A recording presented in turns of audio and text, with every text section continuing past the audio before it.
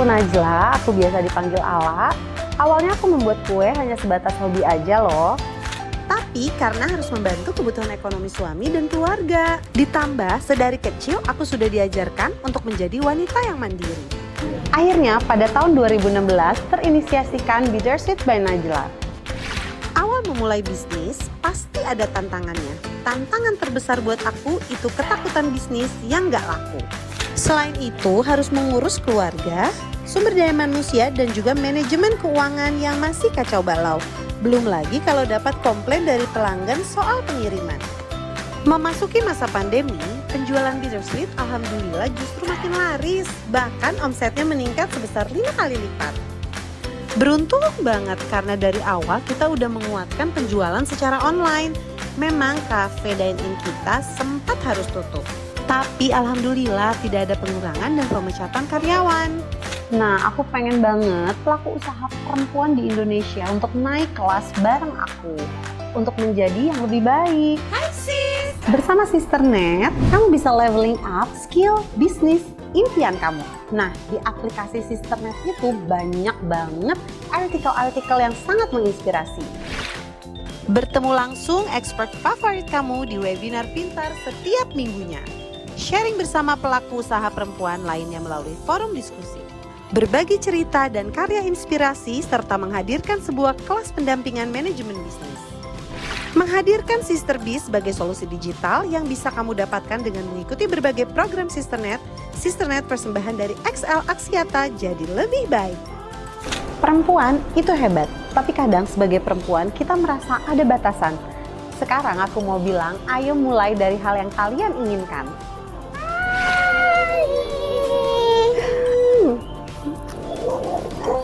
Karena kalau nggak dijalanin, kita nggak akan pernah tahu apa yang ada di depan.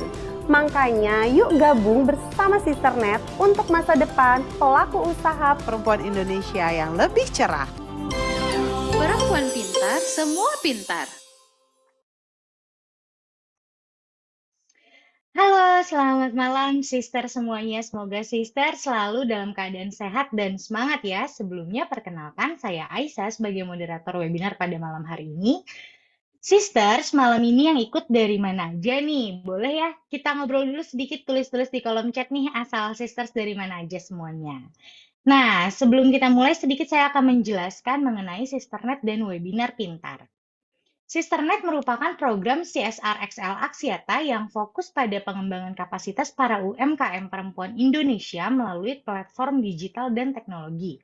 Tujuannya usaha yang dimiliki perempuan Indonesia dapat berkembang lebih pesat sehingga tidak hanya meningkatkan taraf kehidupan mereka dan keluarganya untuk jadi lebih baik, namun juga membantu lingkungan dan perempuan lain untuk berkembang dan jadi lebih baik. Diluncurkan pada tahun 2015, saat ini Sisternet memiliki lebih dari 55.000 anggota. Sisternet menyediakan konten edukatif dan kelas online secara gratis melalui aplikasi Sisternet yang tersedia di Google Play Store dan Apple App Store, bertujuan untuk meningkatkan soft skill para UMKM perempuan Indonesia dan juga mendigitalisasi kurang lebih 1 juta UMKM perempuan Indonesia pada tahun 2025. Sebelumnya banyak kelas online dan offline yang sudah diadakan, namun dikarenakan pandemi, semua kelas yang berjalan harus menjadi online. Program Webinar Pintar adalah salah satu program Sisternet yang bertujuan untuk mengedukasi para perempuan. Narasumber yang dihadirkan memiliki keahlian di bidangnya masing-masing. Nah, sisters, zaman udah berubah nih seiring bertumbuh pesatnya ekonomi digital. Apalagi sejak pandemi COVID-19, pola belanja kebutuhan sehari-hari secara online meningkat tajam. Banyak pelaku bisnis online memanfaatkan kesempatan ini untuk meningkatkan aktivitas penjualannya di marketplace. Salah satunya dengan melakukan integrasi marketplace di aplikasi toko online. Dengan begini, penjual dapat lebih mudah memantau penjualan di berbagai marketplace. Namun, performa bisnis online nggak akan maksimal tanpa strategi digital marketing yang pastinya harus ciamik. Tentunya kamu tidak bisa sekedar posting di media sosial saja. Selain strategi konten yang harus kreatif, waktu posting juga merupakan hal yang penting. Nah, kamu butuh mengenali pola perilaku online audiens kamu untuk mengetahui kapan mereka bisa aktif di media sosial agar promosi produkmu sampai ke mereka.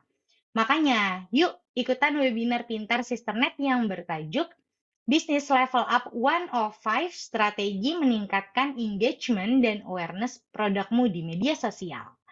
Nah, di webinar kali ini kita akan membahas tentang strategi meningkatkan engagement dan awareness produk di media sosial. Poin-poin yang akan dibahas dalam webinar Pintar kali ini antara lain, yang pertama ada mengapa meningkatkan engagement dan awareness melalui sosial media itu penting. Yang kedua, apa saja kunci untuk meningkatkan engagement dan awareness di sosial media dengan efektif. Yang ketiga, dengan banyaknya ragam konten dan tuntutan standar konten yang tinggi untuk menarik perhatian masyarakat, bagaimana sih caranya agar konten produk kamu bisa stand out dibandingkan produk-produk yang lain? Yang keempat, bagaimana membuat engagement dan awareness yang ada dapat menarik market untuk akhirnya berakhir pada membeli produk kita. Yang kelima, bagaimana caranya membuat pasar tertarik untuk follow media sosial kita. Nah, sebelumnya saya mau mengingatkan untuk sisters yang mengikuti kelas malam hari ini, jangan lupa untuk share keseruan kelas webinar Pintar Series ini di Instagram Story akun kamu. Jangan lupa juga untuk tag @sisternetid dan @xlaksiata_tbk dan raih hadiah pulsa 100.000 untuk 3 orang pemenang. Oke, sedikit saya mau menjelaskan nih tentang narasumber kita pada malam hari ini. Masih muda, cantik. Beliau namanya adalah Sis Fatia Multazam, founder dari Patis Chocolade, brand coklat yang menjual olahan coklat unik dan kreatif. Salah satu produknya ada Choco Jar dan Choco Bar. Dan Fatia juga adalah juara kelima dari kompetisi Modal Pintar 2022. Sis Fatia. Mana nih Sis Fatianya? Hai, Halo, selamat malam Sis. Gimana nih kabarnya hari ini? alhamdulillah sehat, baik. Alhamdulillah. Udah siap nih ya berbagi ilmu bersama kita nih ya di sini? Siap, mantap. Oke deh, nggak perlu berlama-lama lagi. Sebelum memulai kelas, saya ingin menjelaskan sedikit tata cara sebelum kelas dimulai. Selama kelas, peserta dimohon untuk memute mic-nya untuk menjaga kelancaran penyampaian materi oleh narasumber. Peserta juga diberikan kesempatan untuk bertanya saat sesi Q&A dengan cara menuliskan pertanyaan di kolom chat. Dan jika ingin bertanya menggunakan audio, peserta bisa klik tombol raise hand atau ketik mau bertanya di kolom chat, nanti akan dibantu diaktifkan audionya oleh tim dari Sisternet. Semua pertanyaan akan dijawab saat sesi tanya jawab, dan peserta dihimbau untuk menyiapkan notes dan alat tulis untuk mencatat poin-poin penting. Seperti itu. Jadi, udah siap nih, Sis, untuk berbagi sama kita? Siap. Oke deh, silakan waktu dan tempat kami berikan untuk Sis Fatia. Saya izin share screen ya. Oke. Sudah terlihat. Udah, aman? Oke.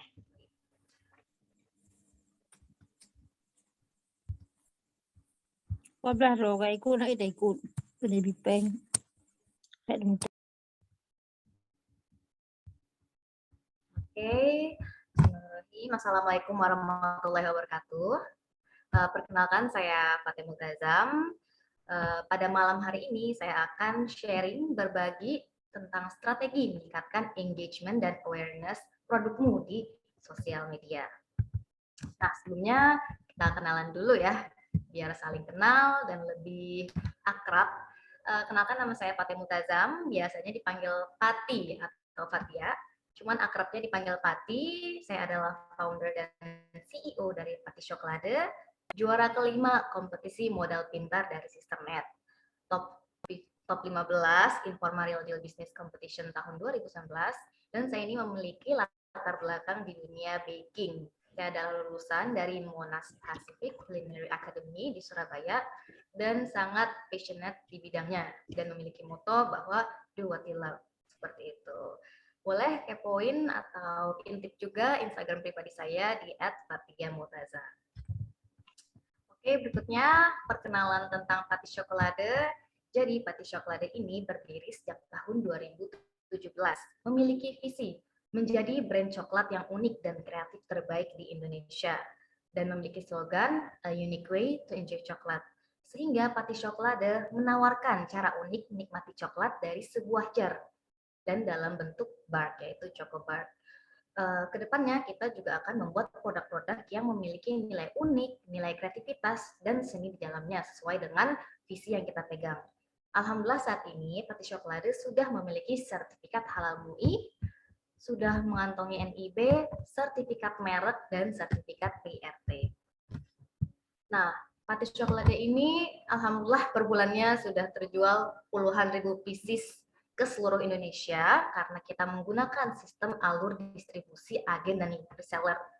Kita membuat sistem agen yang tersebar di seluruh Indonesia dan kemudian agen itu membuat sistem reseller untuk mendistribusikan produk kepada customer-customer Pati Chocolate. Nah, berikut ini adalah beberapa dokumentasi Pati Chocolate pada saat sedang produksi. Ini adalah stok kami dan ini adalah produk kami. Kemudian ini adalah dokumentasi ketika sedang belajar ya, coaching, dan ada juga dokumentasi produksi. Nah, kali ini kita akan bahas tentang awareness dan engagement di sosial media. Nah, secara singkatnya, awareness itu segala bentuk kesadaran terhadap suatu brand di sosial media. Biasanya kalau untuk produk itu dikenal dengan brand awareness. Kita mungkin sudah sering banget ya dengar tentang brand awareness. Nah, kalau engagement adalah segala bentuk interaksi yang terjadi di sosial media adalah hubungan dua arah. Gampangnya kita ingatnya gini aja, kalau awareness itu ibaratnya kayak lagi PDKT.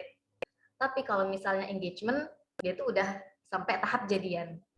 Nah, kalau misalnya awareness itu lebih identik dengan tebar pesona, gimana caranya orang mengenal kita, gimana caranya orang sadar akan kehadiran kita. Nah, kalau di sini diimplementasikan ke dalam brand. Nah, kemudian kadang kita bingung susunan atau struktur dari awareness, engagement, sampai conversion itu kayak gimana sih? Nah, di sini ada ada bentuk awareness, engagement, dan conversion yang memudahkan kita untuk melihat itu seperti apa bentuknya. Kalau awareness itu biasanya ditandai bentuknya dengan impresi. Kalau kita melihat misalnya di Instagram, di bagian insight, kita bisa melihat tuh impresi, kita bisa lihat reach-nya udah berapa, kita juga bisa melihat kunjungan laman sosial media kita berapa. Nah, semuanya itu berhubung pada notice ya. Intinya adalah gimana caranya orang tuh notice kita. Gimana caranya orang tuh kayak, oh iya ada Pati Chocolate. Oh, lewat nih di halaman Instagram. Nah, awareness itu segala sesuatu tentang notice. Orang tuh sadar bahwa kita itu ada. Nah, kemudian setelah orang notice, berikutnya adalah ke engagement. Nah, bentuknya tuh kayak gimana sih engagement? Nah, engagement itu setelah orang notice, orang itu akan like, akan komen, akan share konten kita. Entah dia nge-love, atau dia komen sesuatu kayak, wah lucu nih, atau dia komennya dengan ngetik temennya, atau share ke temennya. Ini sudah berubah dari notice ke bentuk interaksi. Adanya interaksi dua arah, dari kita sebagai yang nge-post dan dari followers atau yang melihat sebagai timbal balik ya, ada interaksi. Kemudian setelah udah terjadinya interaksi, bisa jadi terjadi conversion. Nah, conversion ini bentuknya berupa apa? Yaitu berupa klik link di bio, kan misalnya yuk klik link di bio. Nah, ini juga salah satu bentuk conversion. Kemudian hubungi admin kita dihubungi, di chat via WA, atau dia langsung klik Shopee untuk check out dan melakukan pembelian. Dan ujung-ujungnya adalah closing.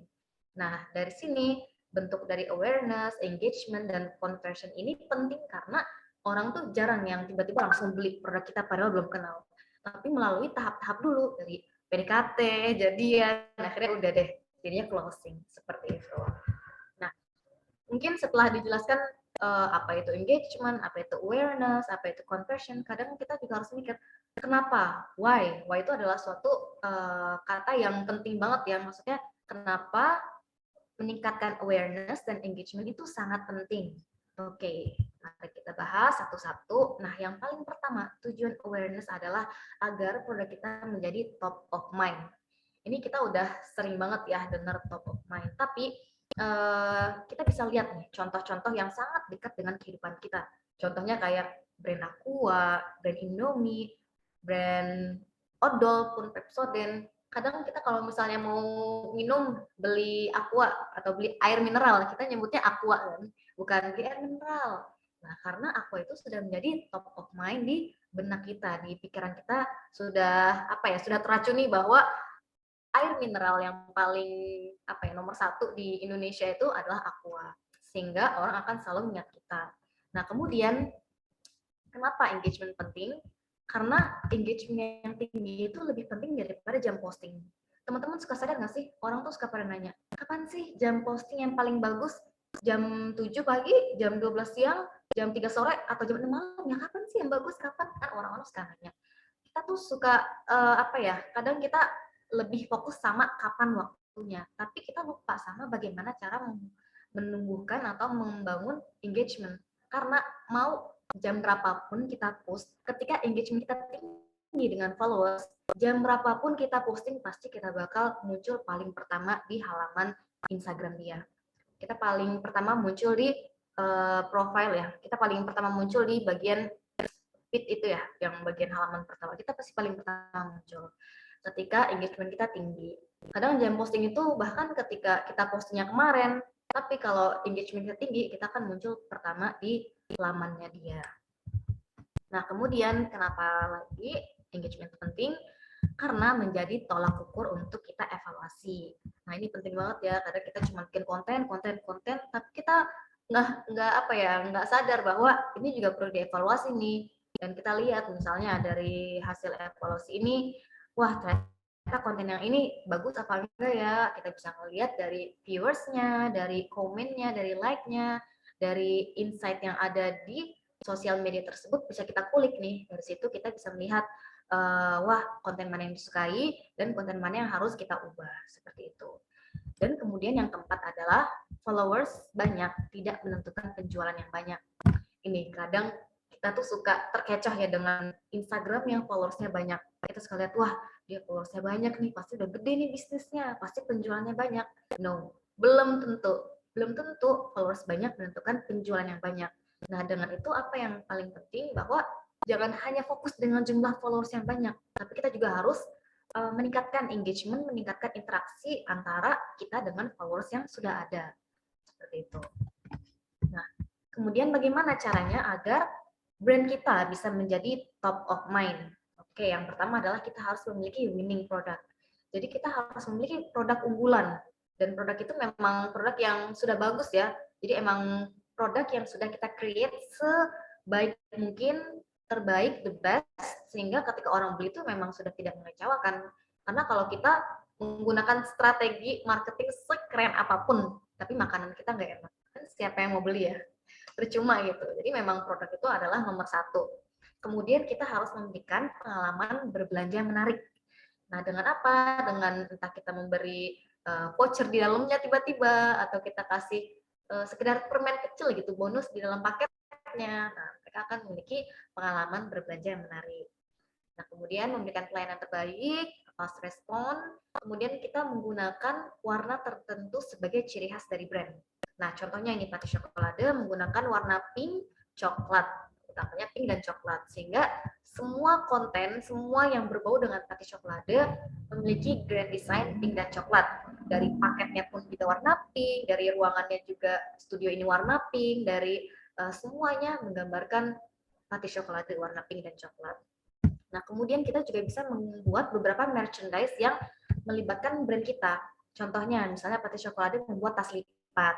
Tas lipat itu ada logonya, ada tulisan Pati Chocolate, sehingga ketika orang menggunakan itu dan mereka membawa tas kemana-mana, secara tidak langsung orang yang melihat akan masuk ke dalam alam bawah sadar mereka, wah ada Pati Chocolate, seperti itu. Kayak hal-hal kecil itu bisa kita gunakan untuk menjadi, agar brand kita menjadi top of mind. Nah, kemudian gimana caranya meningkatkan awareness yang efektif di Instagram? Nah, kita bahasnya di Instagram dulu ya untuk awareness. Untuk awareness ini ada dua cara ya. Ada dua cara. Yang pertama adalah cara organik dan kemudian ada cara yang berbayar. Kalau cara yang organik, sebetulnya kita ini harusnya bersyukur banget ya. Kita harus bersyukur banget di zaman ini dan di saat ini sudah ada yang namanya Reels. Untuk para all shop dan para pebisnis yang memiliki bisnis di Instagram, ini wajib banget sih untuk terus optimasi Reels. Dan kita jangan fokus bahwa hanya upload konten. Kalau cuma upload konten tanpa dioptimasi, anak SD juga bisa gampang. Kita harus upload konten, yang konten itu juga harus kita optimasi dan kita cari polanya seperti itu. Sehingga dari konten tersebut bisa menghasilkan konten yang optimal dan dilihat oleh banyak orang. Nah, kenapa Reels ini organik? Karena Reels ini bisa menjangkau lebih luas ya, bahkan non-followers itu bisa melihat konten kita.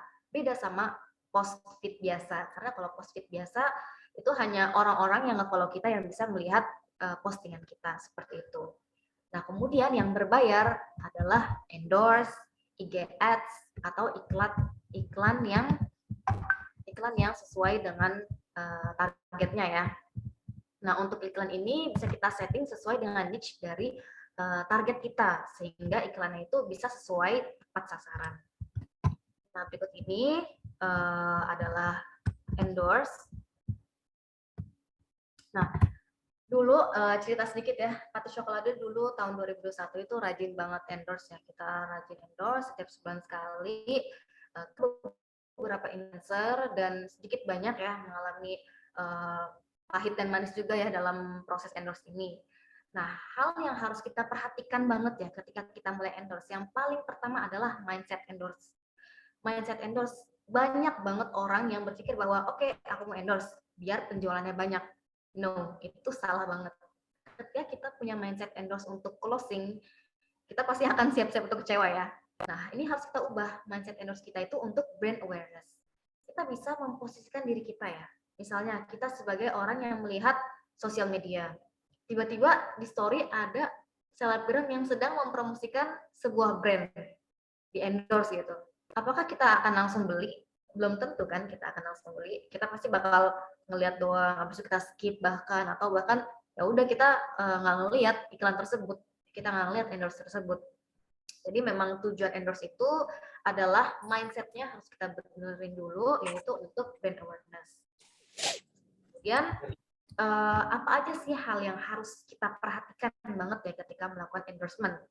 Yang paling pertama adalah apakah produk itu sesuai dengan karakter endorser itu atau tidak.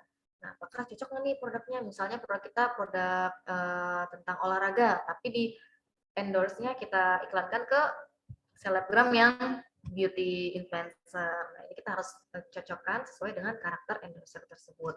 Nah, kemudian kita juga harus cek engagement dan apa ya, dan Instagram dari endorser tersebut. Apakah dia sering komunikasi dengan followersnya, bisa kita lihat dari komen, apakah komennya ramai atau tidak, apakah dia rajin komunikasi di story dengan followersnya, dan kita juga bisa mencek engagement rate di web. Nah, kemudian ini penting banget, kita harus membuat suatu campaign ya, atau call to action ketika akan endorse. Nah, bisa juga dalam bentuk promo menarik, giveaway, sehingga terjadi interaksi langsung. Nih, misalnya kita sedang endorse di up hari ini, misalnya hari ini di up, nah hari ini tuh kita harus melakukan suatu umpan yang kita tangkap gitu ibaratnya. Kayak misalnya endorse itu lagi ngelemparin sesuatu dan kita tuh harus langsung menangkap gitu dengan cara membuat promosi-promosi, salah satunya giveaway. Yang paling sering itu orang bikin adalah giveaway. Nah, kemudian kita harus juga memilih momentum yang tepat. Contohnya, ketika kita akan launching produk, kita kemudian bekerja sama dengan salah satu influencer untuk mempromosikan produk yang akan kita launching. Atau momen seperti bulan Ramadan dan sebagainya. Nah, kemudian yang terakhir adalah kita evaluasi setelah melakukan endorsement. Wah, gimana nih feedbacknya? Apakah bagus atau tidak? Apakah cocok atau tidak dengan influencer ini? Atau kita harus cari influencer dengan niche yang berbeda. Seperti itu. Oke, kemudian yang kedua adalah KOL. Biasanya kita menyebutnya dengan call ya, tapi bukan side call. KOL. KOL ada singkatan dari Key Opinion Leader. Nah, apa sih KOL itu? Kadang kita mikir apa sih Key Opinion Leader? Intinya adalah orang yang dipercaya oleh para pengikutnya atau para followersnya karena dia punya suatu keahlian dalam bidang tertentu. Contohnya misalnya kalau di Instagram ada seorang dokter, dia memiliki ilmu di bagian kedokteran ya, dan ketika dia membuat story tentang sharing-sharing berupa kesehatan, orang-orang akan percaya walaupun followersnya tidak banyak. Nah, itu adalah contoh salah satu dari KOL. Dan KOL ini memiliki jenis-jenisnya ya. Ada nano influencer, ada micro influencer, ada mid tier, ada makro dan mega. Dan jenis-jenis ini dikategorikan berdasarkan jumlah followers. Kadang kita juga sering lihat ya teman-teman kita yang mungkin followersnya udah 10.000 dia sering mempromosikan produk-produk. Nah, bisa jadi dia juga merupakan salah satu KOL yang sudah bekerja sama dengan sebuah agensi manajemen. Seperti itu. Nah, kemudian IG Ads. Nah, hal-hal yang harus diperhatikan juga ya ketika kita akan memasang IG Ads adalah kita harus setting iklan sesuai dengan target market kita. Misalnya target market kita adalah perempuan, ya kita setting perempuan. Usianya berapa? Tapi jangan hanya perempuan, usianya semua usia. Jangan. Kalau bisa lebih spesifik itu lebih bagus. Misalnya perempuan usia 18 sampai 24 tahun. Seperti itu. Nah, kemudian kita juga harus mempromosikan konten yang menarik di 3 detik pertama. Jadi misalnya coklat lagi diangkat lumer, 3 detik pertama itu menarik sehingga konten itu yang kita iklankan. Nah, kemudian kita juga bisa menggunakan video endorse yang persuasif. Ini contohnya Pati Chocolate dulu tahun 2019 ya. Bikin iklan dari konten video endorse dari salah satu food blogger. Nah, kemudian di akhir kita membuat call to action.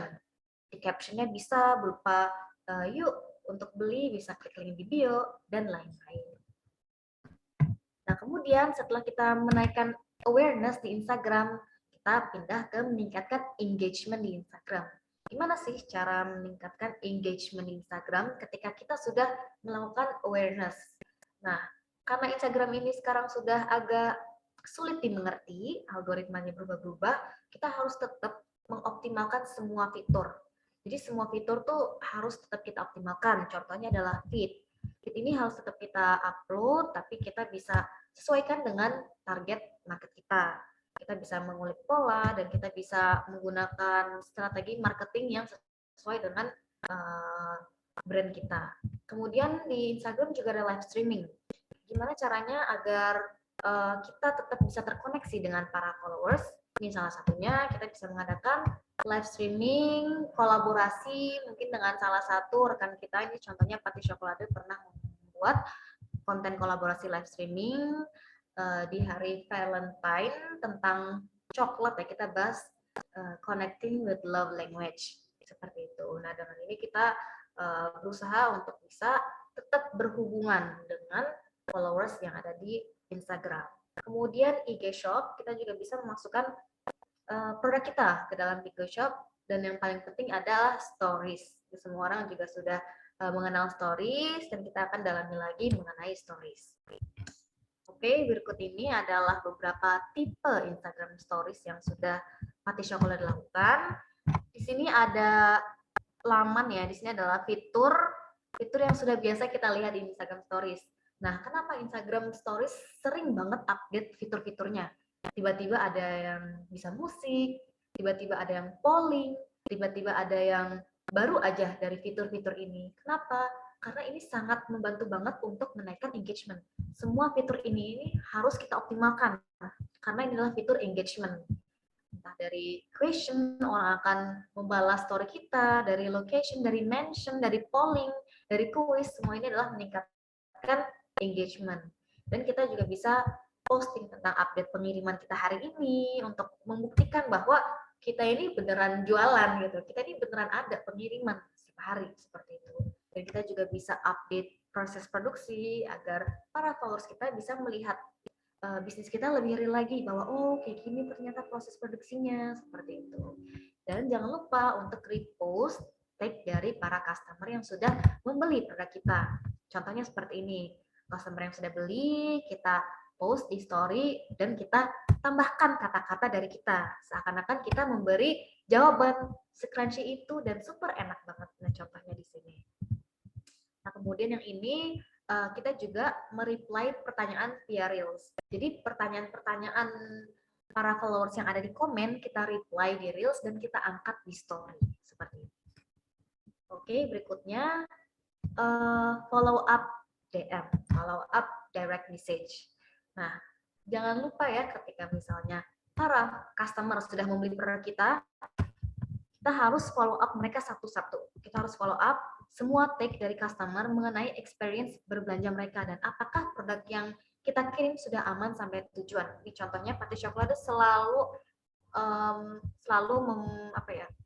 memfollow up seperti ini, memberi kata-kata seperti ini. Halo Kak, terima kasih sudah membeli produk kami. Bagaimana tentang rasa dan produk kami dan apakah packing aman selama pengiriman? Nah, mereka akan membalas, wah halo Kak, rasanya enak banget dan ternyata seenak itu, aman pengirimannya dan lain-lain. Nah, dengan kita memfollow up para customer yang sudah men-take kita di sosial media, kita juga bisa mengevaluasi, wah ternyata misalnya ada yang kurang di bagian bubble wrap atau ada bagian pengiriman yang lama, kita juga bisa mengevaluasi sehingga kita bisa menaikkan pelayanan kita. Selain untuk evaluasi, ini juga bisa kita up untuk menjadi bahan konten yang kemudian kita repost atau kita taruh di sosial media kita seperti itu. Kemudian setelah di Instagram kita pindah ke TikTok ya. Bagaimana cara meningkatkan engagement dan awareness yang efektif di TikTok? Nah, alhamdulillah Pati Chocolate kemarin sudah mencapai 100K ya, alhamdulillah. Dan dengan high engagement ini, notifikasi yang selalu jebol, yang kita lakukan adalah kita selalu konsisten post video. Kita harus mengoptimalkan semua fitur yang sudah ditawarkan oleh TikTok. Konsisten post video, melakukan live streaming, dan juga melakukan stories yang ada di TikTok, menjalankan TikTok affiliate, TikTok shop, dan campaign. Nah, dengan kita aktif menjalankan semua fitur-fitur yang ditawarkan oleh TikTok, TikTok akan notice kita, wah akun ini aktif banget nih, dia sudah menjalankan semua fitur yang kita berikan gitu. Nah, dengan TikTok notice, akhirnya akun kita semakin diangkat.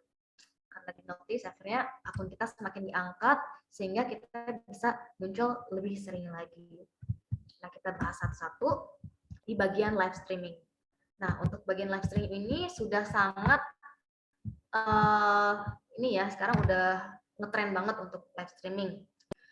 Gimana sih caranya untuk live streaming? Kalau cerita sedikit Pati Chocolate dulu, awalnya kita agak susah ya, kita bingung gimana sih caranya live streaming, mulainya gimana ya? Aduh aku nggak enak nih, aku malu untuk tampil dan lain-lain. Nah, tips dari Pati Chocolate dulu, kita bagi waktunya menjadi 2 bagian. Yang pertama itu pagi, dan yang kedua adalah siang. Nah, kalau pagi, kita live streaming jam 10 pagi dengan cara, misalnya anak-anak produksi lagi produksi, kita hanya tinggal taruh HP doang di sini dan live streaming. Jadi para TikTok yang lagi lihat, TikTokers yang lagi lihat live streaming kita ngelihat, wah ini lagi bikin apa nih, mereka penasaran. Jadi kita hanya naruh aja gitu. Nah, kemudian setelah kita live streaming hanya naruh aja HP di depan tim produksi yang sedang produksi coklat, siangnya kita live streaming lagi. Kita live streaming dan membuat Q&A. Di situ orang-orang baru bertanya, wah tadi produksi apa Kak, dan lain-lain. Nah, dari situ mulai kita menjawab pertanyaan-pertanyaan yang datang dari para TikTokers. Nah, setelah itu gimana sih, hal-hal apa aja sih yang harus diperhatikan ketika kita live streaming? Kita bisa buat jadwal live streaming sehingga kita bisa mengabarkan para followers kita di TikTok kita akan live. Contohnya di sini kita bisa sematkan live event tanggal berapa, jam berapa, dan kita juga bisa taruh ini di bio TikTok. Ini akan muncul di bio TikTok ya, di bawah akun kita, di bawah tulisan akun kita. Nah, dengan para followers TikTok tahu eventnya ini kapan, mereka akan stay tune dan menunggu live event kita. Nah, kemudian bagi waktu live yang sudah saya coba ya, seperti misal pagi setengah jam atau siangnya setengah jam. Nah, kalau untuk waktu live ini, kemarin terakhir aku lihat paling lama, paling bagus ya waktu nge-live itu selama 3 jam ya, banyak banget ya, 3 jam lama banget. Nah, di sini kita bisa bagi-bagi nih, misalnya pagi setengah jam, siang setengah jam, atau sore setengah jam, atau malamnya lagi setengah jam, atau 45 menit, 40 menit, ini kita bisa bagi-bagi waktunya. Jadi nggak langsung 3 jam dalam waktu sehari. Dan ini juga berbeda-beda pada setiap akun TikTok. Nah, kemudian kita juga bisa membuat penasaran. Misalnya, pada konten yang kita upload, kita buat suatu gimmick seperti nanti akan ada sesuatu yang menarik di live event pada tanggal segini-segini. Nah, sehingga mereka bisa menunggu dan mereka mantengin live event kita pada tanggal tersebut. Kemudian ketika live, jangan lupa untuk mencantumkan keranjang kuning, sehingga para followers bisa langsung live shopping, sambil nge-live, sambil mempromosikan, sambil mereka langsung check out di keranjang kuning. Dan jangan lupa untuk infokan live berikutnya, seperti itu. Nah, alhamdulillah setiap live itu pasti grafik order itu langsung naik banget.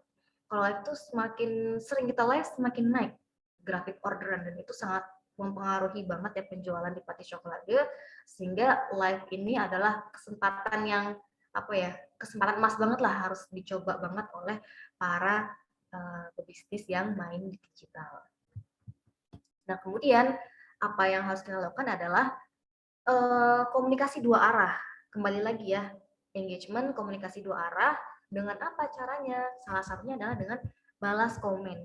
Nah, membalas komennya ini, kita kalau bisa kita balas semua komen yang ada di komentar ya, kolom komentar di sini kita balasin semuanya satu-satu, sehingga para followers atau tiktokers merasa dinotis nih, wah dinotis nih sama Pati Chocolate atau sama brand kita, sehingga mereka jadi semakin merasa kayak wah ada keikatan nih, ada terikatan dengan brand kita.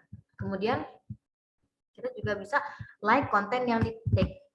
Misalnya ada tiktokers yang bikin konten tentang Pati Chocolate atau tentang brand kita. Nah, kita like nih dan komen di konten tersebut, sehingga mereka merasa dinotis, sehingga terjadi hubungan ya, adanya engagement kita dengan tiktokers tersebut. Nah, kemudian kita reply komen tertinggi dengan video. Contohnya seperti ini. Di sini ada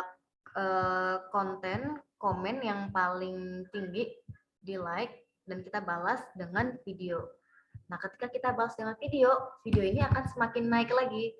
Kenapa semakin naik lagi? Karena ini adalah video yang orang-orang tuh penasaran jawabannya apa. Ketika kita menjawabnya dengan video, orang-orang akan semakin banyak yang melihat konten video kita, seperti itu. Nah, kemudian salah satu untuk menaikkan awareness dan engagement juga, kita aktif di fitur TikTok Shop. Nah, kayaknya udah menjadi rahasia umum juga ya, banyak orang-orang yang sudah berpindah, para seller berpindah dari toko oren menjadi TikTok Shop ya, karena berbagai alasan dan karena keunggulan yang sedang ditawarkan TikTok Shop ini, sehingga banyak banget seller yang merasa diuntungkan dengan adanya TikTok Shop ini.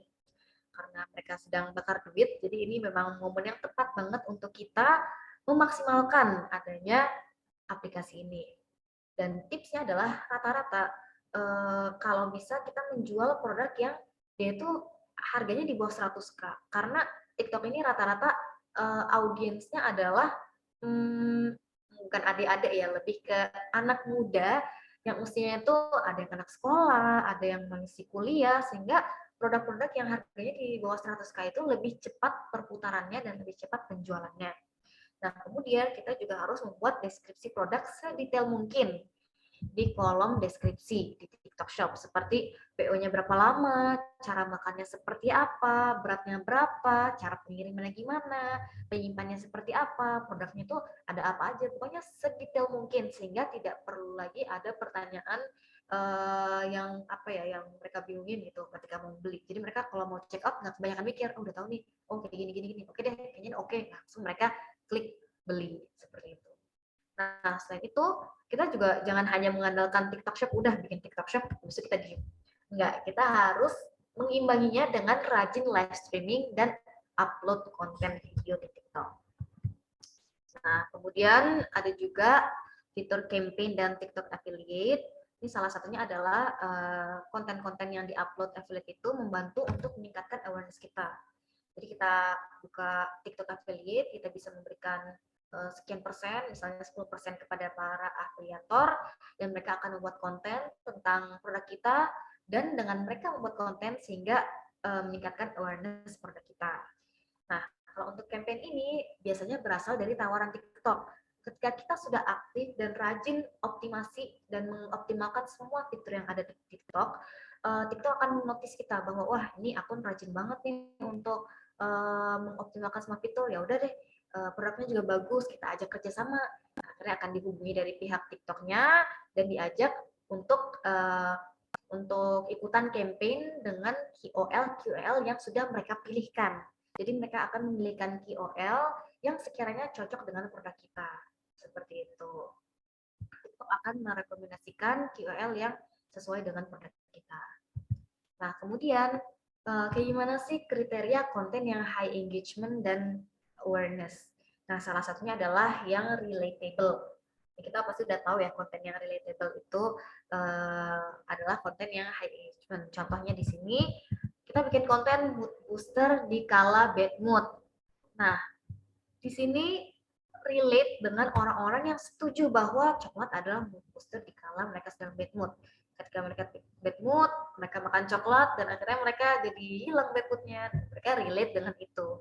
Nah, kemudian konten-konten yang trending yaitu konten-konten yang sedang viral, yang sedang happening, ya kita coba ikut. Misalnya kemarin ada Poki Love itu ya, kita coba bikin dari produk Chocobar kita. Nah, kemudian salah satunya adalah konten entertain, yaitu konten yang mengandung hiburan atau yang mengandung receh ya. Jadi orang merasa lebih ringan ketika melihat konten itu. Kemudian ada juga tipe konten yang edukatif. Jadi konten yang edukatif ini ketika kita melihat konten tersebut ada suatu wawasan atau ilmu baru yang kita dapat secara mudah ketika melihat konten edukatif tersebut. Dan yang terakhir adalah konten emosional.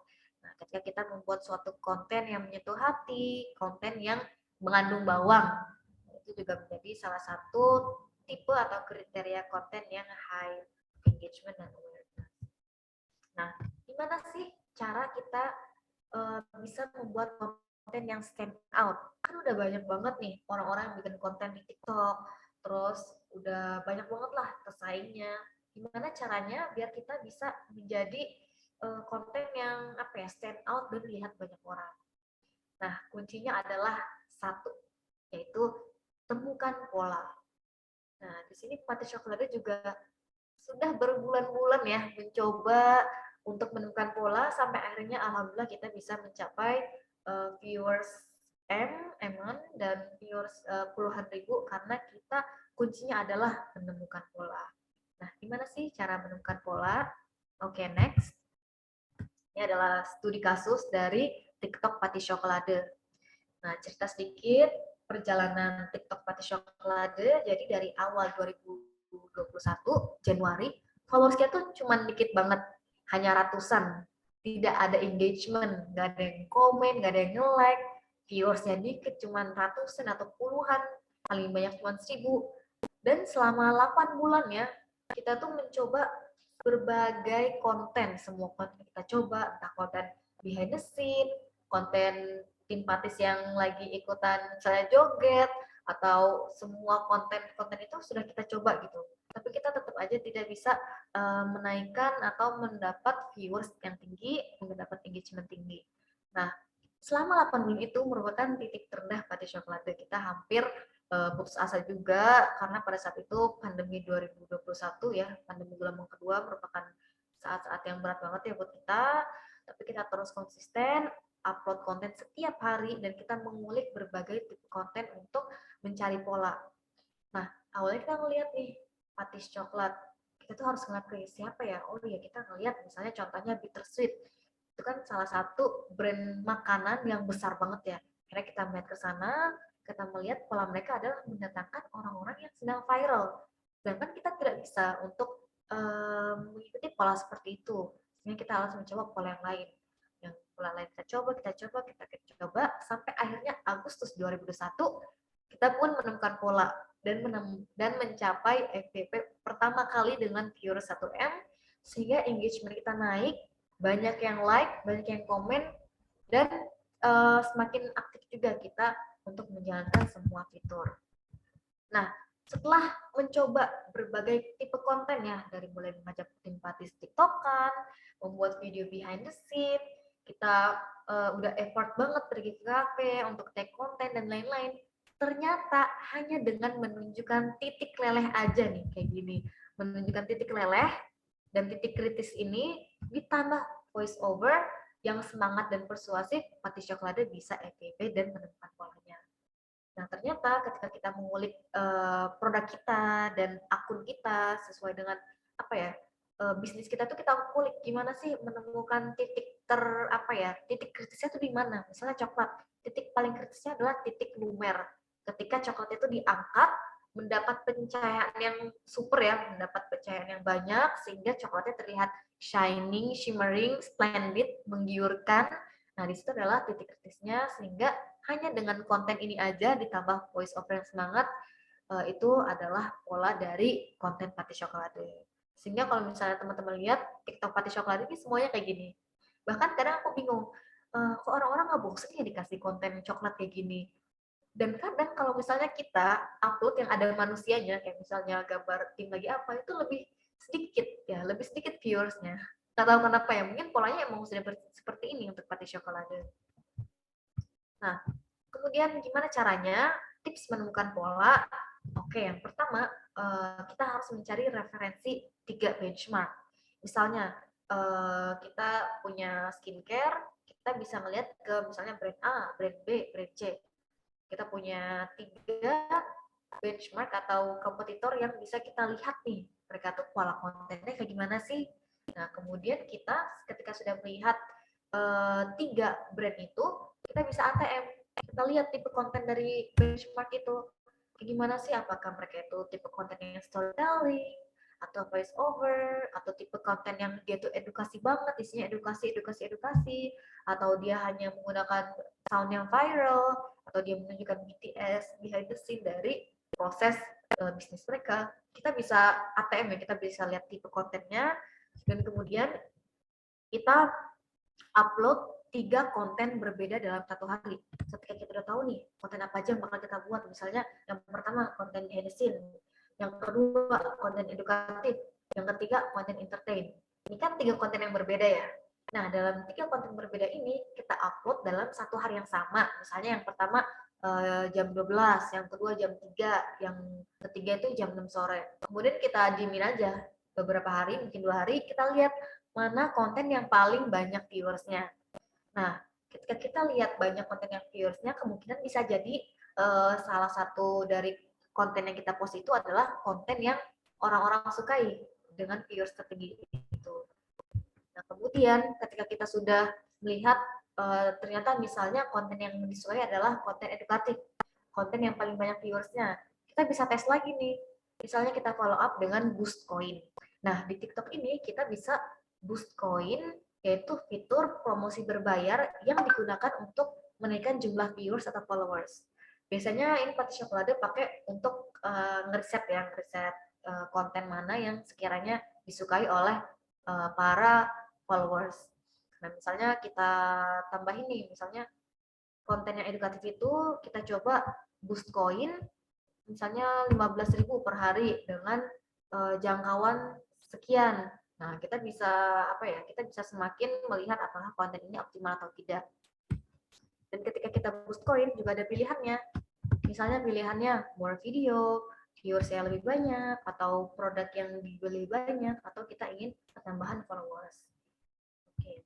Kemudian setelah kita sudah melihat kira-kira konten mana yang paling oke, kita bisa evaluasi lagi prosesnya, kita breakdown kira-kira mana nih ketika kita sudah boost coin, konten edukatif oke nggak nih? Kalau ternyata masih kurang oke, kita bisa coba lagi mungkin dengan konten edukasi yang lainnya, tipe edukasi yang misalnya cerita atau tipe edukasi yang hanya video aja, tulisan-tulisan, itu kita breakdown lagi. Kemudian ketika kita sudah mencoba itu, kita harus terus coba ya, terus konsisten coba sampai kita menemukan polanya. Ditandai dengan apa polanya ketemu? Dengan viewers yang banyak, dengan engagement yang banyak seperti banyak like, banyak komen, berarti orang itu tandanya suka dengan konten kita. Nah, seperti itu, kalau sudah suka berarti polanya kita sudah menemukan pola dari akun kita. Karena setiap akun TikTok atau akun bisnis itu beda-beda ya polanya. Kita tidak bisa menyamakannya, dan bahkan untuk bisnis yang tipenya sama bisa jadi polanya juga beda. Seperti itu. Nah, di sini ada beberapa tips and trick konten yang stand out. Yang pertama, membuat sesuai dengan pola yang sudah tadi saya ceritakan. Kemudian kita menunjukkan titik menarik dari produk tersebut. Kalau misalnya coklat, di bagian melelehnya ini diangkat dengan video yang diambil dengan cahaya yang banyak sehingga jernih ya kontennya dan coklatnya jadi shining. Ini adalah titik terbaiknya. Nah, teman-teman bisa juga nih kulik di produk aku mana ya yang paling bagus ya, mana yang paling titik paling menariknya ya, atau titik yang paling satisfying-nya ya, seperti itu. Kemudian sekarang ini udah era video. Orang-orang ini udah apa ya, udah males gitu, semakin males baca ya. Jadi orang-orang lebih pengen instan, pengen tahu lebih cepat, pengen mendapatkan informasi dari sebuah konten itu langsung cepet aja dia tahu gitu, tanpa harus baca lagi, tanpa harus nunggu lama. Jadi kita harus bisa bikin konten yang 3 detik pertamanya itu sudah bikin orang tuh jadinya stop.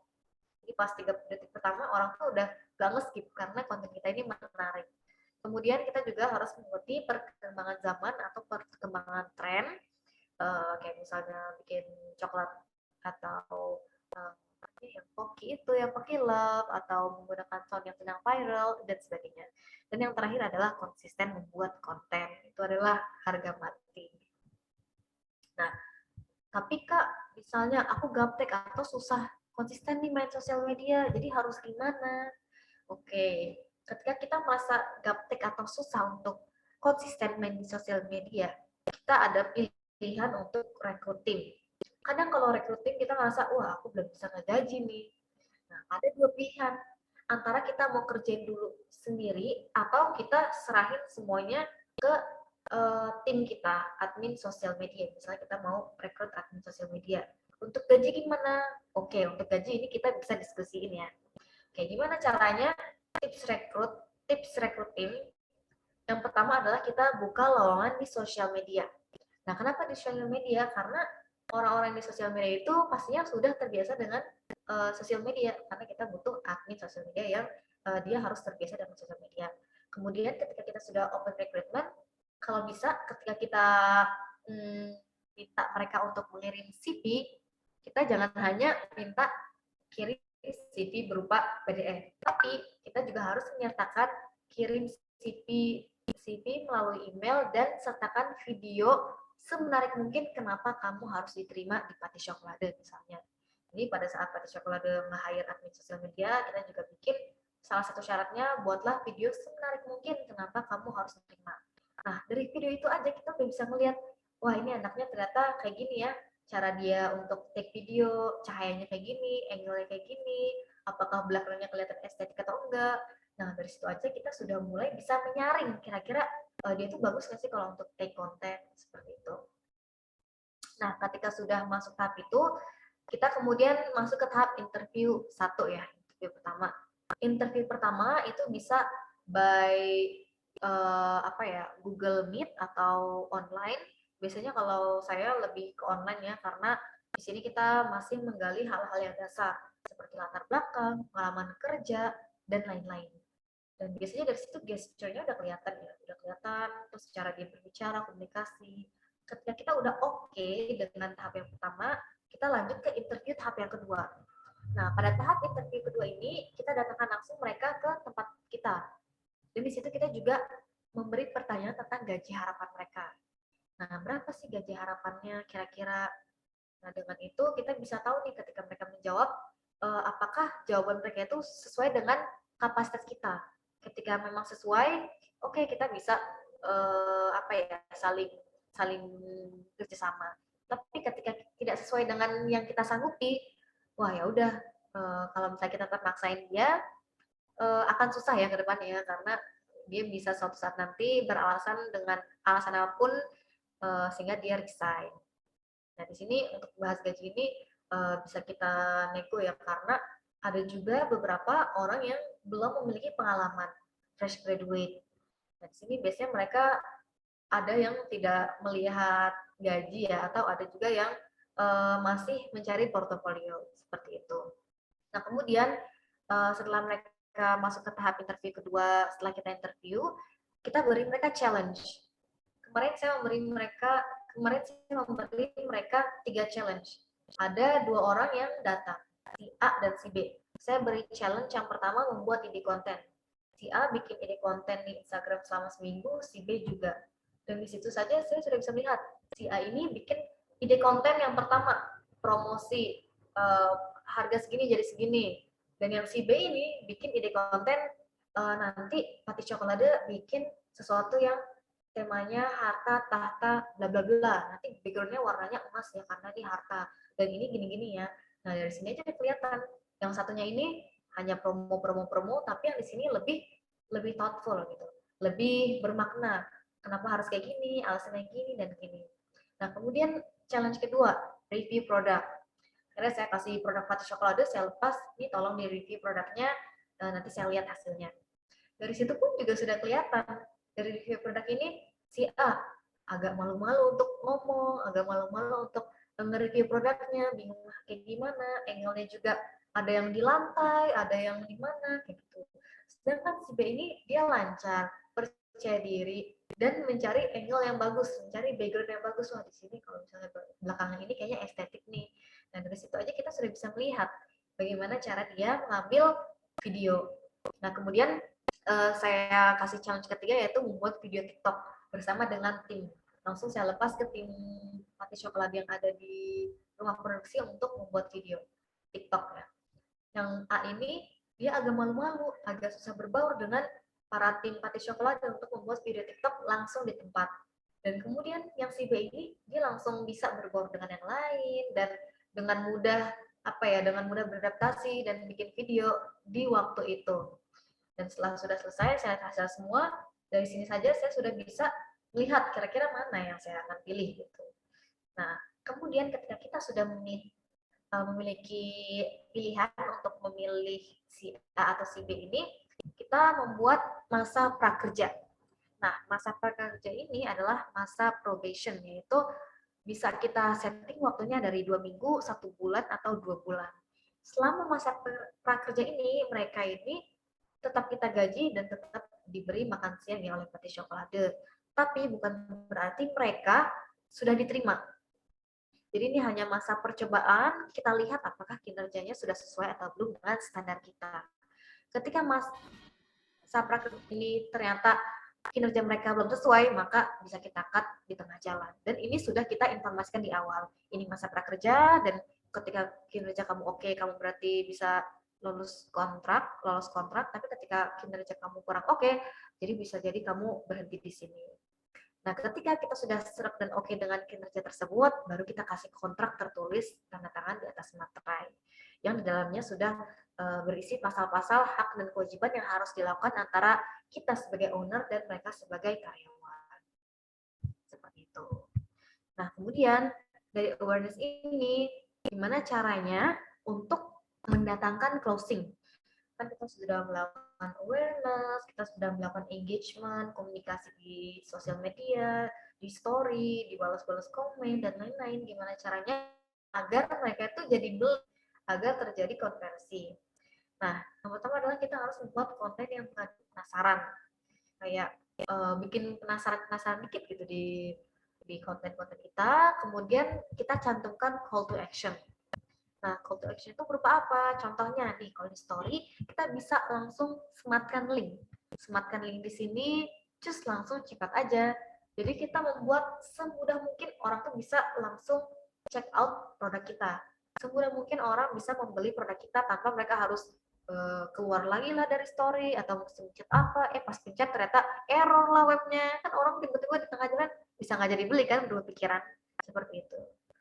Nah, kemudian ini juga kita cantumkan fitur keranjang pada upload. Jadi sekarang tuh Instagram udah banyak banget ya fitur-fiturnya ya yang harus kita kan semuanya harus kita optimalkan. Contohnya ketika kita upload reels, Jangan lupa untuk sematkan keranjang juga ya di sini ya. Yang kemudian keranjang ini akan terhubung ke sini view products, akan terhubung ke IG shop-nya kita. Jadi kita harus benar-benar mengoptimalkan semua fitur yang sudah diberikan oleh Instagram.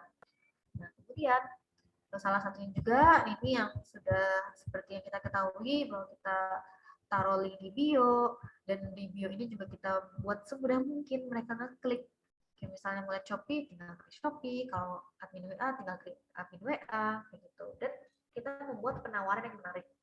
Jadi entah beli sekarang atau di hari ini dapat potongan sekian, seperti itu. Jadi kita selain membuat konten, di konten itu juga ada penawaran menarik yang ada batasan waktunya. Dan kemudian proses order yang semudah mungkin beli kayak gitu. Dan yang terakhir adalah fast response. Fast response ini penting banget ya. Fast response penting banget. Kita harus menjawab chat mereka secepat mungkin, karena bisa jadi ketika mereka butuh cepat, mereka juga chat ke beberapa toko ya, kompetitor, dan akhirnya direspon sama toko sebelah, jadinya belinya di toko sebelah. Nah, yang terakhir adalah pelayanan yang baik dan fast respon. Kita breakdown seperti apa sih pelayanan yang baik itu. Nah, secara psikologis, orang itu akan senang ketika namanya dipanggil. Nah, kita memanggil nama mereka, kita sapa mereka. Halo Kak, misalnya halo Kak Nanda, halo Kak Sita, bagaimana, sudah bla bla bla, seperti itu. Dan jangan lupa untuk selalu menggunakan emoticon. Nah, emoticon ini tuh penting banget ya, karena kalau tanpa ini orang akan mengira kita ngomongnya tuh cuek atau ngomongnya tuh biasa aja. Tapi dengan adanya emoticon ini, orang menganggap kita ramah, kita responsif, kita friendly. Jadi mereka nggak takut gitu, customer nggak kabur. Nah, kemudian fast respon, kita bisa balas secepat mungkin yang kita bisa. Dan kemudian jangan lupa di follow up. Nah, follow up ini juga harus kita tanyakan dengan baik-baik dengan caranya. Misalnya, ketika kakaknya bingung untuk beli apa, kita tawarkan, Kak, kalau misalnya beli ini, nanti kakak bisa ini. Misalnya kita tawarkan juga, kakak mau transfer hari ini atau transfer jam berapa, mau transfer siang atau transfer sore, seperti itu. Jadi, kita bisa follow up dengan cara-cara yang halus. Dan kita juga bisa tawarkan pilihan. Misalkan kita tawarkan pilihan untuk paket, misalnya, Kak, kalau misalnya beli yang paket ini, bakal dapat sesuatu nih, dapat lebih besar, misalnya dapat boxnya lagi atau dapat yang fun size ukurannya kecil. Jadi kita bisa upselling dengan menawarkan produk-produk kita yang lainnya, seperti itu. Nah, intinya adalah sebagus apapun Instagram kita atau sedikit apapun followers kita di dunia sosial media, konsisten adalah kunci. Konsisten adalah kunci. Jadi untuk para pebisnis yang IG-nya masih kecil atau yang sudah besar, konsisten tuh tetap wajib. Maaf ya, iklan sedikit batuk. Ya, konsisten adalah kunci. Jadi sampai kapanpun mau Instagram kita rame atau enggak, ketika Instagram atau TikTok kita sudah rame, jangan puas dulu, kita harus tetap konsisten upload konten, karena dunia sosial media tidak ada habisnya. Konsisten adalah kunci. Jangan lupa teman-teman untuk selalu upload konten, walaupun aku ngerti banget ya ketika kita berada di titik yang terendah, seperti kita udah bikin konten seniat mungkin, sebagus mungkin, tapi viewers dan followers kita tetap sedikit. Jangan berhenti. Di situ adalah titik kita diuji banget ya untuk terus konsisten. Jadi semangat buat para teman-teman Sisternet di sini semuanya, bahwa dunia sosial media itu memang kesempatan banget ya buat kita. Sekarang kita ini sudah diberi kemudahan yang sangat mudah banget ya. Kita bisa jualan di TikTok, di Instagram, dan di Shopee. Jadi kita harus mengoptimalkan semua fitur-fitur yang sudah diberikan sehingga toko kita bisa menjadi toko unggulan, top of mind yang diingat oleh banyak orang. Oke, sekian dan terima kasih. Itu yang bisa saya share, yang bisa saya sharingkan buat teman-teman semua. Dan sekian, mungkin teman-teman ada yang bertanya bisa langsung masuk ke sesi pertanyaan berikutnya. Thank you. Terima kasih, Sis. Wah, menarik banget nih materi yang udah disampaikan sama Sis Fatia mengenai strategi meningkatkan engagement dan awareness produkmu di media sosial. Buat sisters yang mau bertanya, yuk sekarang nih waktunya untuk kalian ketik di kolom chat atau kalau mau bertanya via audio langsung klik tombol raise hand atau ketik mau bertanya di kolom chat nanti akan diaktifkan audionya sama operator. Seperti itu. Jangan malu-malu, silahkan kalau mau bertanya, kalau ada yang masih belum dipahami, kita maksimalin waktunya di malam hari ini ya. Nah, sambil menunggu, saya mau mengingatkan sekali lagi untuk sisters yang mengikuti kelas hari ini, jangan lupa untuk share keseruan kelas webinar Pintar Series ini di Instagram Story akun kamu. Jangan lupa juga untuk tag @sisternetid dan @xlaksiata_tbk dan raih hadiah pulsa Rp100.000 untuk 3 orang pemenang. Oke, sambil kita cek-cek nih ya, apa sudah adakah yang memberikan pertanyaan? Sambil kita tunggu, saya mau kasih beberapa pertanyaan nih untuk Sis Fatia. Wah, jadi saya yang ngasih pertanyaan nih. Nggak apa-apa ya, tapi emang suka gitu kita tuh. Oke, gimana nih Sis caranya untuk mengetahui bahwa strategi yang kita lakuin ini berhasil? Biasanya ketahuannya dari apa sih gitu? Kalau dari pengalaman Pati Cokolade, bagaimana cara mengetahui bahwa strategi kita berhasil adalah basicnya kita melihat bahwa konten kita ini viewersnya banyak, bahwa konten kita Oke. ini kita ngelihat di insight Instagram atau di TikToknya itu yang paling tinggi, kayak misalnya paling banyak Hmm, share, paling banyak di like, paling rame komennya, dan bahkan ada juga yang konten yang kemudian di-share ulang oleh akun lain, seperti akun publik. Ketika oke. misalnya kita konten hiburan, dan ternyata konten hiburan kita di-share oleh salah satu akun publik yang ternyata jadinya tuh lucu ketika semua orang lihat, bahwa itu proof ya, wah bener ya, berarti ini emang konten yang Menarik menarik, nih. yang orang-orang suka. Di situ kita bisa melihat bahwa ini salah satu indikator bahwa konten kita ini berhasil, seperti itu. Oke, kalau selain view, misalnya view-nya dikit tapi likes-nya banyak gimana tuh? Kalau view-nya dikit dan likes-nya banyak, biasanya kalau view itu udah langsung terintegrasi ya. Orang tuh Berbarengan sebelum ya? nge-like pasti udah nge-view dulu. Dan biasanya terjadi itu bahkan view-nya banyak, like-nya nggak terlalu banyak. Karena sebelum Oke. orang nge-like pasti kan udah keputar dulu videonya, Iya, sehingga viewersnya benar. banyak. Iya. Benar, benar, benar. Oke, ini udah ada pertanyaan nih dari Sis Gadis. Halo Sis Pati, saya Gadis dengan bisnis Candle Hair Care. Mau tanya untuk TikTok, Patis kan dilakukan upload secara konsisten setiap hari. Apakah untuk Reels di Instagram juga sama harus konsisten setiap hari ya agar awareness bisa semakin luas? Gimana nih, Sis Fatia? Boleh langsung dijawab?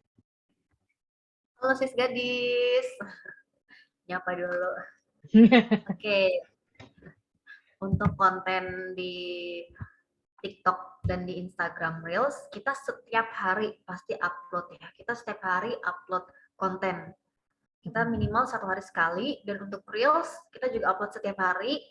Kadang itu kita nge-upload Reels, ada yang kita munculin di feed, ada yang nggak kita munculin di feed.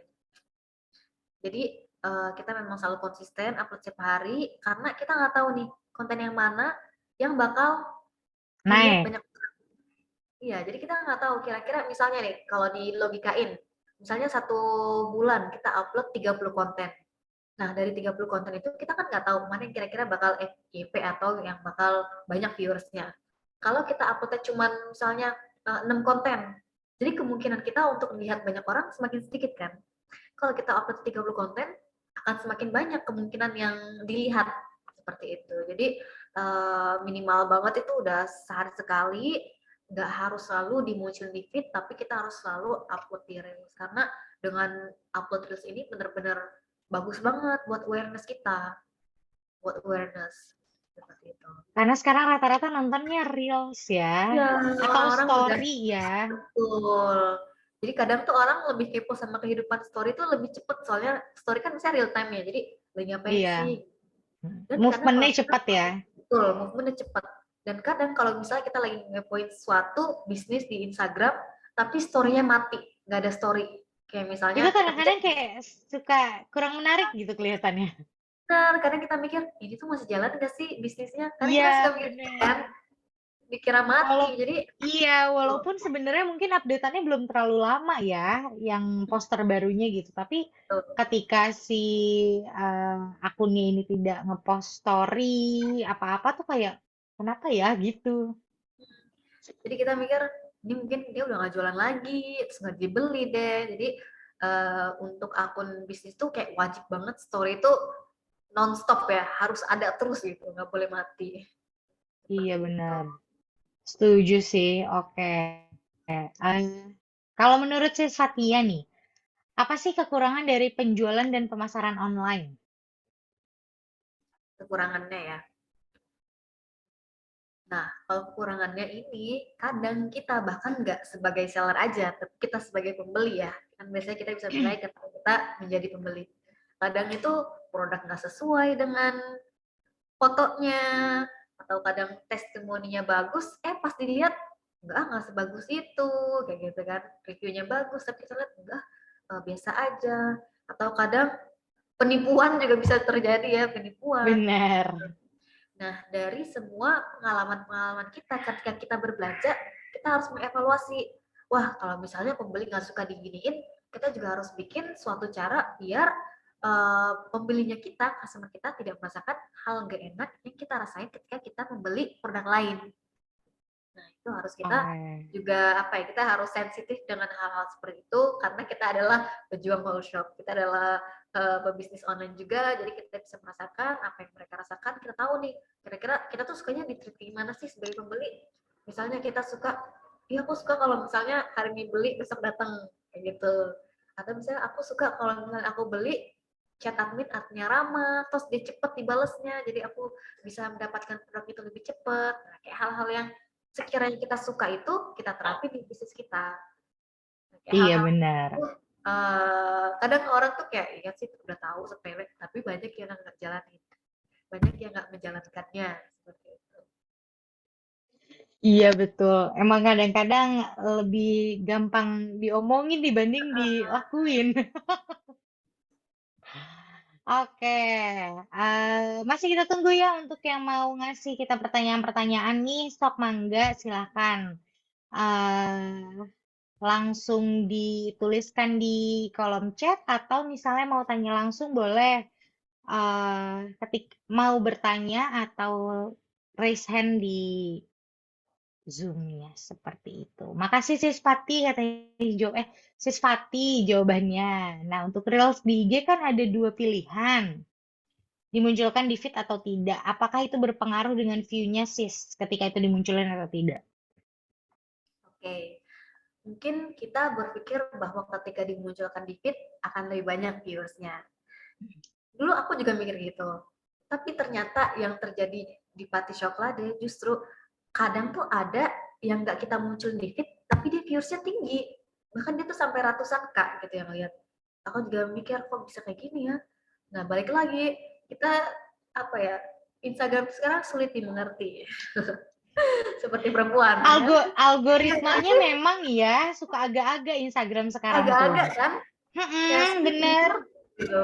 Kadang kita mikir, kalau kita pikir dengan logika ya, ini muncul di feed berarti akan semakin banyak orang yang lihat, tapi ternyata enggak Padahal, juga. iya. Padahal enggak juga. Jadi salah satu konten Pati Chocolate, beberapa malah banyak juga yang dia tuh tanpa dimuncul di feed, dia tuh banyak viewersnya, bahkan sampai ratusan ribu, dan komennya banyak, like-nya juga banyak. Jadi aku mikir mau dimunculin mau gak dimunculin pokoknya tiap hari upload kayak gitu aja deh. Iya bener. Itu Bener, udah harga mati lah ya. harga mati itu. Munculin gak munculin Bener. pokoknya tiap hari upload aja. Yang penting kita udah kenotis sama apa ya, sama followers bahkan sama orang yang belum follow kita. Iya benar. Langsung Terus expose. kalau untuk kayak misalnya pakai promotion tools di sosial media tuh kira-kira ngaruh gak sih sebenarnya? Contohnya Seberapa ads ngaruhnya? gitu ya. Ya IG Ads misalnya atau Facebook Ads atau Google Ads gitu-gitulah. Nah, kalau untuk ads ini kan sebetulnya ada beberapa pilihan ya ketika kita mau menjalankan ads. Ada pilihan kita hanya pengen dikunjungi aja lamannya, atau pilihan mereka diarahkan untuk klik link agar closing, dan Mm-mm. lain-lain. Jadi yang pertama tergantung kita pilihnya apa. Dan yang kedua, biasanya itu lebih ke brand awareness sih. Jadi lebih ke apa ya, biar orang tuh notice aja produk kita. Karena kalau diposisikan kita ya sebagai orang yang lagi main Instagram, tiba-tiba ada iklan lewat yang sesuai dengan kita ya, misalnya iklannya itu baju anak muda usia 24 sampai sekian tahun, kita kan belum tentu beli. Ya kan ya? Iya Kita benar. kan belum tentu gitu langsung, wih bajunya bagus beli ah, enggak juga. Kan kita Iya. kita belum tentu saat itu butuh baju dan banyak pertimbangan lainnya. Jadi emang kadang tuh kita cuman kayak awareness aja biar kita tahu aja brandnya ini apa. Seperti tujuan iklan biasanya. Jadi jatuhnya lebih ke awareness ya, bukan Ya awareness bukan karena sampai ke closing gitu ya. karena harus ada tahap-tahapnya dulu lah, dari PDKT-nya dulu, jadinya dulu, Benar. akhirnya dia closing deh, udah tinggal dibungkus gitu. Iya, jadi nggak blind buy banget gitu orangnya ya. Betul. Oke, udah ada pertanyaan lagi nih dari sis Nesya Alkatiri. Halo sis, aku mau tanya bicara soal konten atau isi postingan bisnis kita, kira-kira bagaimana nih menentukan objek yang pas selain produk yang kita jual? Apakah memerlukan properti yang seperti apa? Mohon infonya ya sis Fatia. Oke, halo sis.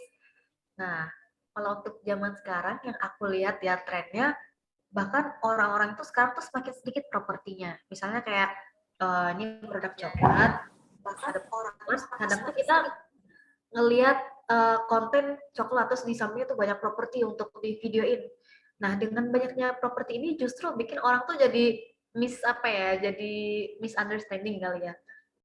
Jadi mereka fokus sama properti di sampingnya. Jadi dulu Pati Chocolate pernah tuh bikin konten sampingnya kayak hiasan-hiasan dan lain-lain.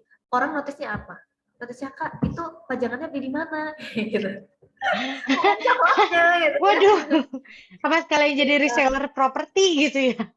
Ya, jadi fokusnya beda. Nah, kalau bisa seminimal mungkin aja propertinya, tapi lebih ditonjolkan produk kita.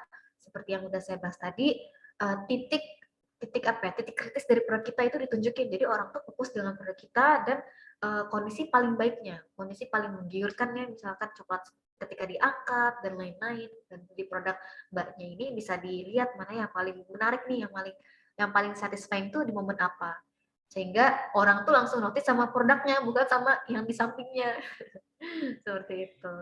Iya, satisfying buat kita juga kan siapa tahu satisfying buat orang lain ya. Oke.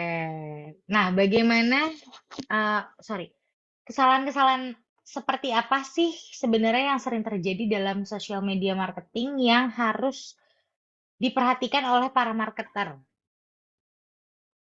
Oke, kalau untuk kesalahan-kesalahan sebenarnya ini general banget ya, maksudnya bisa banyak gitu di bagian apanya gitu. Misalnya di bagian iklan atau bikin endorse atau bikin upload konten. Kalau untuk yang basicnya banget, kesalahan-kesalahan itu kadang orang tuh ngepost konten itu hanya ngepost aja tanpa dioptimasi, tanpa dikulik gitu. Kayak ibaratnya ngepost aja, bikin caption, anak SD tuh juga bisa kayak gitu. Ya kan? Kayak ngepost Iya terus bikin benar. caption itu gampang gitu. Yang susahnya adalah kita mengevaluasi konten tersebut. Kayak bisa kita lihat, wah kita udah upload konten ini, tapi viewersnya segini, tapi misalnya insight-nya segini. Nah itu kita evaluasi. Berarti kita bikin konten yang kayak gimana ya biar orang-orang tuh suka dengan konten kita. Jadi kadang tuh orang tuh suka lupa bahwa konten tuh gak cuma di post aja, tapi juga harus dikulik, dicari polanya. Itu salah satu yang sering terjadi banget ya. Terus ketika mereka sudah ngepost dan akhirnya mereka mengeluh, kenapa ya konten kok nggak ada yang ini, nggak ada yang nge-like, nggak ada yang ini kayak gitu. Tapi tanpa mereka kulik kontennya seperti itu. Nah, kemudian kalau misalnya untuk endorse ya kita apa ya, yang mindset itu sih, mindset endorse itu harus kita tanamkan bahwa tujuannya adalah untuk brand awareness, bukan untuk closing. Kalau untuk closing nanti kita sakit hati. Iya benar. Kita pasti sakit hati, waduh udah ngeluarin uang segini, tapi yang balik Iya, semua iya ternyata nggak sebanyak itu gitu feedbacknya. Benar. salahin influencernya, jelek nih segini, gini-gini misalnya. Iya, padahal sebenarnya mungkin tujuannya yang salah ya. Betul, jadi memang untuk awareness, untuk brand awareness kalau ketika endorse. Nah, untuk iklan, iklan ini memang harus banyak coba-coba ya, karena kadang dengan pola yang pertama, kedua, ketiga, orang tuh biasanya nyisihin budget dulu untuk trial, untuk di iklan ini. Seperti itu. Oke. Apa aja sih, Sis Fatia, sebenarnya langkah-langkah dalam membuat media promosi suatu produk? Langkah-langkah membuat media promosi dalam suatu produk. Langkah-langkahnya adalah kalau media promosi berarti kontennya ya, Sis ya. Betul. Nah, kalau kontennya, kalau kita nih sebenarnya sederhana banget ya. Kalau misalnya teman-teman tahu Pati Coklat seperti apa, kita hanya menggunakan, kadang tuh sebelum kita punya lampu, kita tuh keluar mencari cahaya matahari. Kita keluar, keluar, Iya. keluar rumah produksi ya, keluar dikit di Mm-mm. teras, nunggu cahaya jam 9, bikin konten panas-panasan. Gitu kan, bikin konten, terus kalau udah selesai mataharinya lewat, udah selesai. Jadi kayak hanya dengan cahaya matahari dan background yang bisa dilipat. Kan sekarang banyak kayak di Shopee jual ya. Iya, betul. Nah, itu udah apa ya, udah menjadi kunci sih. Dan ditambahin voice over. Voice overnya kan bisa jadi cerita dan lain-lain. Jadi orang tuh lebih tertarik, dan voice overnya tuh yang semangat. Jadi admin sosial media kita ketika dia sedang voice over itu juga sambil ekspresi kayak hai semuanya, jadi juga ada ekspresinya sehingga pas didengar itu kayak ceria. Itu salah satu tips dari admin sosial media kita. Jadi ketika voice over juga harus sambil beneran ceria, beneran happy, mimik wajahnya dan suaranya terdengar apa ya, lantang gitu. Jadi orang yang dengar tuh feel-nya berasa semangat gitu. Oke. Semoga menjawab ya tadi pertanyaannya. Oke, selanjutnya kita ada, apakah sosial media marketing lebih penting untuk bisnis B2B atau B2C? Business to business atau business to customer? Oke, kalau social media marketing ini umumnya ya biasanya tuh lebih menjangkau ke customer B2C. B2C. Jadi memang langsung terjun ke para customernya. Karena kalau biasanya B2B itu dia tuh di balik layar. Bahkan sosial medianya mereka tuh kayak kadang nggak ada gitu. Tapi mereka fokus ke mendatangkan bisnis satu-satu. Di prospek, pakai sales, langsung nawarin, langsung ketemu, langsung deal-dealan. Kalau sosial media ini emang tempat yang cocok banget untuk datang langsung ke customer, langsung memperlihatkan kayak branding kita kayak gimana sih Pati Chocolate ini di mata customer. Jadi mereka tuh bisa langsung ngeliat ke kita. Gitu. Jadi emang lebih ke B2C ya kalau untuk social media ini. B2C, branding, awareness, sehingga biasanya orang-orang tuh lebih merasa deket dengan brand kita gitu ketika kita notice, lebih ke B2C. Oke, ada lagi pertanyaan nih dari Sis Aldia Syafira. Sis Fatia, konten seperti apa sih yang pas untuk postingan yang soft selling jadi nggak terlalu kelihatan jualan banget gitu? Mohon masukannya ya, Sis. Jadi lebih ke konten-konten pasif agresif ya masuknya. Nah, untuk konten yang soft selling ini sebenarnya banyak ya. Tergantung dari produknya apa. Kayak misalnya produk kita itu contohnya ini. Contohnya adalah produk kesehatan. Nah, ketika kita produk kesehatan, kita bisa soft selling misalnya lewat edukasi. Kita bikin konten-konten yang edukasi membahas tentang misalnya produk itu kan, misalnya produk yang kita jual adalah kapsul atau vitamin. Kita bisa buat konten soft selling tentang keseharian, misalnya di Jakarta lagi hektik banget, kan lagi viral juga ya konten-konten Jakarta yang berangkatnya pagi, pulangnya Iya. malam, terus terjadi lagi gitu setiap hari. Nah, kita bisa pelan-pelan socially supaya strong menghadapi kerasnya kehidupan Jakarta, minum vitamin misalnya, atau vitamin dibawa, misalnya jangan lupa bawa vitamin, saya kayak lagi bikin video itu ada vitaminnya dimunculin, minum vitamin dulu bentar, ya misalnya kayak gitu ya, salah satu contohnya. Jadi kita lihat dulu yang pertama, produk kita ini apa, dan kemudian value kita apa. Misalnya kita value-nya tentang kesehatan, kita mau coba ke produk yang kita mau coba ke konten yang edukasi. Jadi kita bikin konten-konten yang edukasi atau konten-konten yang tipenya yang humoris, tipe yang entertain. Kita bisa masuk ke situ. Atau konten-konten yang daily, itu bisa kita coba. Yang pertama, kita harus mengenali produk kita apa dan cocoknya ke jenis konten yang seperti apa untuk soft selling. Jadi disesuaikan lah ya. Sesuaikan. Oke. Ah, sebentar.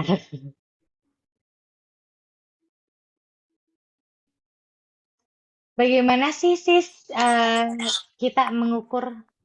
Ada suara-suara nih. Bagaimana kita mengukur keberhasilan pemasaran dalam sosial media selain yang tadi dari sisi view atau likes? Salah satu cara untuk mengukurnya adalah dengan closing.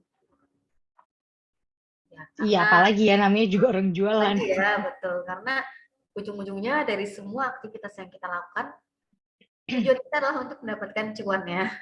Tujuan kita Iya adalah dong. untuk mendapatkan closing, dari situ kita bisa lihat, misalnya kita ada beberapa channel penjualan. Pertama misalnya di Shopee, yang kedua di TikTok, kemudian di Instagram, dan kita melakukan aktivitas marketing yang berbeda. Nah, ketika penjualan di salah satu itu lebih besar, bisa dikatakan bahwa aktivitas marketing yang sudah kita lakukan dalam channel itu lebih bagus, itu lebih berhasil. Karena penjualannya lebih tinggi. Karena tujuan kita untuk mendapatkan penjualan yang tinggi itu sudah kita dapatkan di salah satu channel. Bahwa channel itu berhasil mendapat penjualan yang tertinggi. Itu bisa diukur dengan penjualan yang tertinggi. Oke, jadi semakin tinggi penjualan berarti teknik marketingnya semakin mumpuni ya. Oke, kita masih tunggu nih pertanyaan-pertanyaan dari teman-teman Sisternet yang malam ini menonton webinar pada malam hari ini. Silakan bisa langsung memberikan pertanyaan di kolom chat atau kalau mau bertanya langsung bisa langsung ketik raise hand. Nanti kita akan bantu untuk aktifkan audionya sama tim dari Sisternet. Oke. Nah, sambil kita tunggu lagi, ada beberapa pertanyaan lagi nih kalau dari saya. Kalau tadi kekurangan dari penjualan dan pemasaran online, kalau sekarang kelebihan-kelebihan apa sih yang bisa didapetin dari penjualan online yang mungkin dari sisi penjualan offline-nya nggak bisa dapetin gitu? Kalau dari penjualan online, sebetulnya kita ini sangat beruntung banget ya, menurutku ya. Kita ini beruntung banget ada di zaman sekarang yang dimana sangat memudahkan kita untuk berjualan. Adanya sosial media, dan sosial media di kita itu cepet banget, mereka tuh cepet banget berinovasi. Dulu kita belum ada Instagram, terus sekarang ada Instagram yang dimana Instagram itu digunakan orang-orang untuk mendapatkan cuan gitu. Orang jadi selebgram, orang jadi buka toko juga di Instagram, dan nggak sampai itu aja. Akhirnya ada munculnya TikTok. Jadi kayak kita tuh punya lahan yang luas banget untuk menggais rezeki ya menurut aku. Jadi dengan kita mengoptimalkan semua fitur-fitur itu lumayan banget ya, maksudnya apalagi dengan adanya TikTok Shop, banyak orang yang kayak mendadak. Beneran banyak orang yang tiba-tiba udah penghasilannya ratusan juta per bulan dan dalam waktu singkat, karena memang mereka tuh bisa mengoptimalkan penjualan online. Karena penjualan offline sekarang ini orang-orang sudah cukup bergeser ya, pola berbelanjanya pengen yang lebih mudah, terutama di daerah Jakarta yang super hektik banget. Kadang kalau untuk keluar aja itu udah memakan waktu yang banyak, jadi semua orang tuh udah pindah ke online, sehingga kita para pebisnis online itu merasa sangat diuntungkan ketika kita bisa mengoptimalkan fitur-fitur atau aplikasi yang sudah ada seperti itu. Jadi aku sangat menyarankan banget sih buat teman-teman semua aktif di sosial medianya dengan cara mengoptimalkan semua fitur yang udah disediakan. Misalnya Instagram, adanya Reels kita pakai, semua dipakai, TikTok, adanya TikTok Shop kita rajin live, jualan. Bahkan kalau Pati Coklat ini nggak nge-live, itu bisa turun penjualan. Tapi kalau kita live, itu grafiknya beda. Misalnya jam 12 kita live, penjualan langsung meningkat drastis. Kayak gitu. Jadi kenapa orang-orang tuh saat ini lomba-lomba live lama?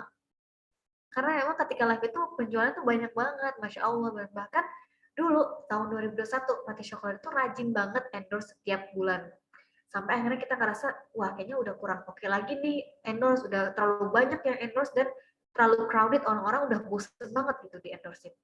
Akhirnya sejak kita pindah ke TikTok, kita optimasi konten berbulan-bulan, kita nggak pernah mendapatkan viewers banyak, sampai akhirnya kita menemukan pola itu selama 8 bulan. Sejak itu Pati Coklat udah nggak pernah lagi endorse, biaya marketing kita udah 0% ya. Sejak itu kita full organik, mendapatkan orderan yang Masya Allah luar biasa. Dan ketika kita optimasi TikTok, akhirnya karena kita memiliki agen dan reseller, tips itu, hasil yang sudah kita optimasi dari TikTok itu, kita ajarkan ke agen dan reseller, dan akhirnya agen itu juga FBP, dan semakin banyak orderan kita. Alhamdulillah, dari agen juga iya, dari pusatnya juga iya, dan itu dengan biaya marketing yang sangat sedikit banget. 0% Pati Coklat biaya marketingnya, alhamdulillah semuanya udah organik saat ini. Tapi tetap aja kita terus membutuhkan awareness, sehingga kita juga Pati Coklat walaupun sekarang udah nggak endorse lagi, kita rencana juga mau kerjasama dengan beberapa KOL, para nano influencer untuk mempromosikan produk kita, karena jangan sampai merasa puas di sini, kita harus tetap terus mengenalkan produk kita karena nggak ada akhirnya. Nggak ada akhirnya. Benar, harus terus berinovasi ya. Terus ya, bukan berarti stop promosi atau stop awareness, enggak. Kita harus tetap brand awareness juga melewat lewat strategi nano influencer secara masif seperti itu. Oke, nah ini udah ada lagi yang tanya nih dari Sis Arin Regita. Sis Pati, apakah IG Ads untuk saat ini works untuk exposure? Sarana apa aja yang bagus untuk meningkatkan exposure? Terima kasih, katanya. Ya, halo Kak Arin. Kak Arin, ini kakak kelas aku. Wow, Iya. di mana Aku nih kakak kelas di mana? kakak kelas di SMP dulu. Ya ampun. Oke, Aku mungkin boleh langsung dijawab. ya. Iya, oke. Apakah IG Ads untuk saat ini works untuk exposure? Sarana apa aja yang bagus untuk meningkatkan exposure?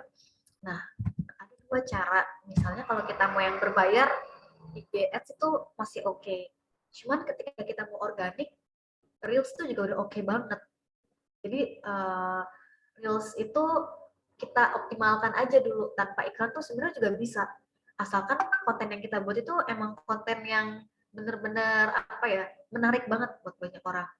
Ketika emang konten kita belum oke, nggak apa-apa, kita terus aja posting setiap hari sambil kita ulik kenapa ini kontennya belum oke. Tapi untuk meningkatkan exposure, kita harus menggunakan Reels sih. Sejauh ini Reels itu udah oke banget sih, udah sangat dimudahkan lah kita sebagai para online shop. Dengan adanya Reels ini, kita upload setiap hari, siapa tahu dari salah satu uploadan itu ada yang viewersnya naik. Dan exposure dari Reels ini juga cukup luas banget ya, karena ada kemungkinan bisa masuk explore ketika kontennya memang menarik. Dan kalau nggak salah, Reels sekarang juga sudah bisa diiklankan ya. Nah, ketika Reels sudah bisa diiklankan, kita bisa nih melihat kira-kira dari Reels kita yang sudah kita upload, mana nih yang paling banyak viewersnya. Misalnya, yang viewersnya paling banyak reels yang kita upload 3 hari yang lalu dibandingin dari yang kita upload tadi atau misalnya kemarin-kemarinnya gitu. Nah, bisa jadi indikator bahwa itu konten yang paling banyak orang suka. Nah, ketika itu konten yang paling suka, yang kita promosikan itu konten yang orang suka ya, bukan konten yang sedikit viewersnya. Justru yang paling banyak viewersnya itu yang kita iklanin. Nah, kita iklanin itu bisa menambah exposure. Jadi bisa ada 2 cara, salah satunya dengan organik dengan Reels, yang kedua adalah iklan berbayar. Kalau memang ada budgetnya boleh, tapi memang tujuannya harus kita mindset kita harus sadar bahwa untuk iklan ini jarang untuk langsung bisa closing, tapi untuk brand awareness seperti itu Kak. Semoga menjawab ya, Kak. Sis kita kalau di sini. Sister. Sister, semoga menjawab Sister. Oke, aku tanya lagi ya, Sis Fatia sedikit.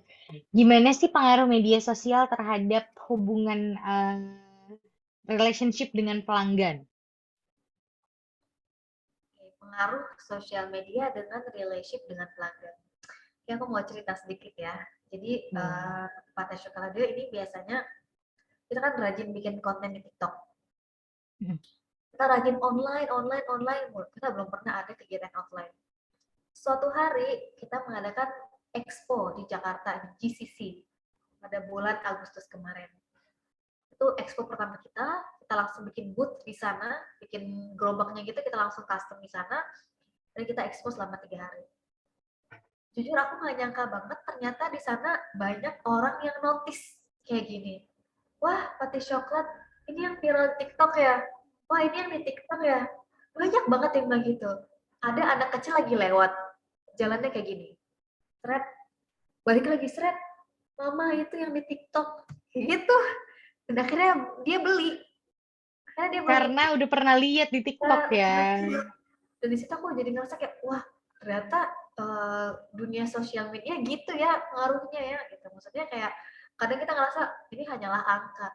Tapi sebenarnya mereka tuh ingat gitu sama produk kita. Mereka tuh tahu bahwa, oh ini kan yang pernah ada di misalnya muncul di TikTokku. Kayak gitu. Jadi pengaruhnya adalah itu sangat berpengaruh banget ya. Sangat berpengaruh banget, apalagi kalau misalnya kita sudah bisa menjadi salah satu konten atau akun yang memiliki viewers yang banyak, yang dimana orang notice akan kehadiran kita, dan ketika kita bikin sesuatu yang offline, orang akan, wah aku mau beli mau datang ada Pati Coklat misalnya kayak gitu, wah ini yang aku lihat nih, kayak mereka tuh kayak punya experience sendiri gitu, kayak punya keterikatan dengan produk ini, padahal kita tidak melakukan apa-apa, kita hanya membuat konten, kita hanya melakukan kegiatan di sosial media, tapi untuk di real life-nya itu mereka merasa seperti ada ikatan. Kayak, wah ini aku pernah lihat nih, wah ini yang pernah dikirimin dari saudara aku nih, misalnya kayak gitu. Ada juga yang bilang, aku juga pernah loh. Aku pernah juga loh dikirimin loh patis coklat. Pas lebaran tahun lalu. Lebaran kemarin. Kemarin ya. Enak, aku suka banget. Ini salah satu testimoni langsung ya dari pas banget. Aku nyobain yang ada apa gerenjel-gerenjelnya gitu loh. Terus yang begitu. Iya, aku cobain yang gitu. Crispy. Itu enak banget sih. Anakku doyan banget. Oh, doyan banget ya. Alhamdulillah. Nah, kayak testimoni gini tuh kadang yang bikin dia tuh seneng gitu loh. Kayak, wah iya. Gitu. Ternyata orang bener ya makan, nyobain, dan suka gitu. Bener.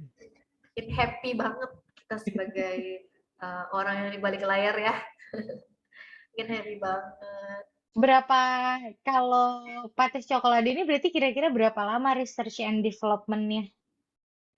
Kalau untuk pertama banget dulu tahun 2017, ide ini muncul 2 minggu ya, persiapannya cuma 2 minggu aja. Mungkin karena dulu aku juga masih kuliah, jadinya ngerasa, wah bagus nih, jual aja gitu. Jadi belum terlalu banyak mikirnya, langsung gas aja dulu kan. Sekarang kan tapi banyak ternyata hokinya di situ ya. Ya Allah, iya. Sekarang kan kayak pertimbangan, harus ada BMC, harus tahu target market siapa, bla bla bla gitu. Aku nggak ngerti sama sekali itu apa, nggak tahu. kayak nggak tahu Jadi ilmu udah kayak aja gitu. terjun langsung deh. Kita terjun aja dan pede banget aja dulu ngerasanya kayak wah menarik nih produknya kayaknya orang-orang bakal suka deh.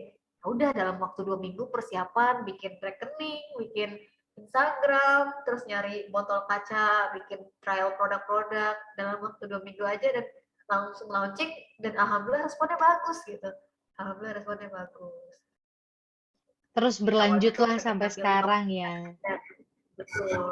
Hmm. Dulu ambilnya sedikit dan sekarang alhamdulillah udah apa ya karena ngeliat wah ini potensial nih kalau diseriusin kayaknya bakal oke nih dan alhamdulillah akhirnya ketika lulus kuliah juga udah nggak bingung lagi mau kemana tetap Ya udah tinggal ngurusin lanjutin bisnis pakai yang syukur ada ya. alhamdulillah. Alhamdulillah kalau gitu. Oke, mungkin ini ada beberapa pertanyaan terakhir. Eh, Kira-kira seberapa besar media sosial bisa membawa perubahan perilaku belanja masyarakat nih sama suatu produk? Seberapa besar media sosial bisa membawa pengaruh perilaku ya Betul, terhadap suatu produk. betul. Oke, sebetulnya ini besar banget ya dan faktornya tuh nggak hanya media sosialnya aja tapi faktornya juga bisa karena faktor yang suatu faktor yang nggak kita duga. Contohnya kayak pandemi kemarin ya. Pasti Benar. semua orang tuh kayak menduga, wah pasti bakal terjadi pandemi itu semua orang juga nggak menduga. Tapi itu juga sudah sangat cukup merubah banget ya, merubah pola kita berbelanja, merubah pola kita uh, ngelihat produk atau pola kita behavioral kita tuh sudah sangat sangat berubah banget. Nah, sosial media ini pengaruhnya tuh nggak hanya mengubah perilaku ya, kadang eh, kita orang Indonesia juga gampang banget ya untuk menyerap apa yang ada di sosial media tanpa kita saring apakah ini bagus atau enggak gitu.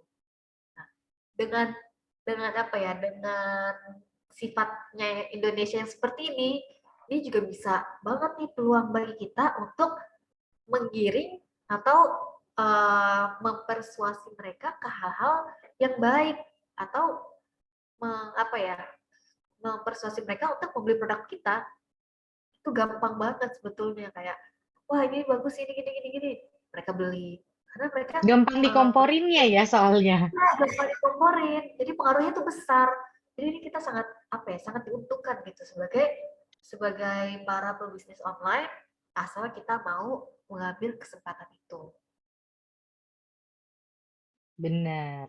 Pengaruh itu besar Karena banget. iya, sayangnya justru kalau nggak diambil kesempatannya ya. Betul, karena Betul. FOMO ya orang-orang. Iya, kalau Takut mau gitu. orang kita sekarang kalau ada tempat baru aja bawaannya wah apa tuh kita ke sana ah. Ya, Walaupun ngantrinya 3 jam ternyata makanannya tidak enak gitu, tapi kan Indonesia senang melakukan itu. yang penting nyoba dan posting Betul. ya. Benar.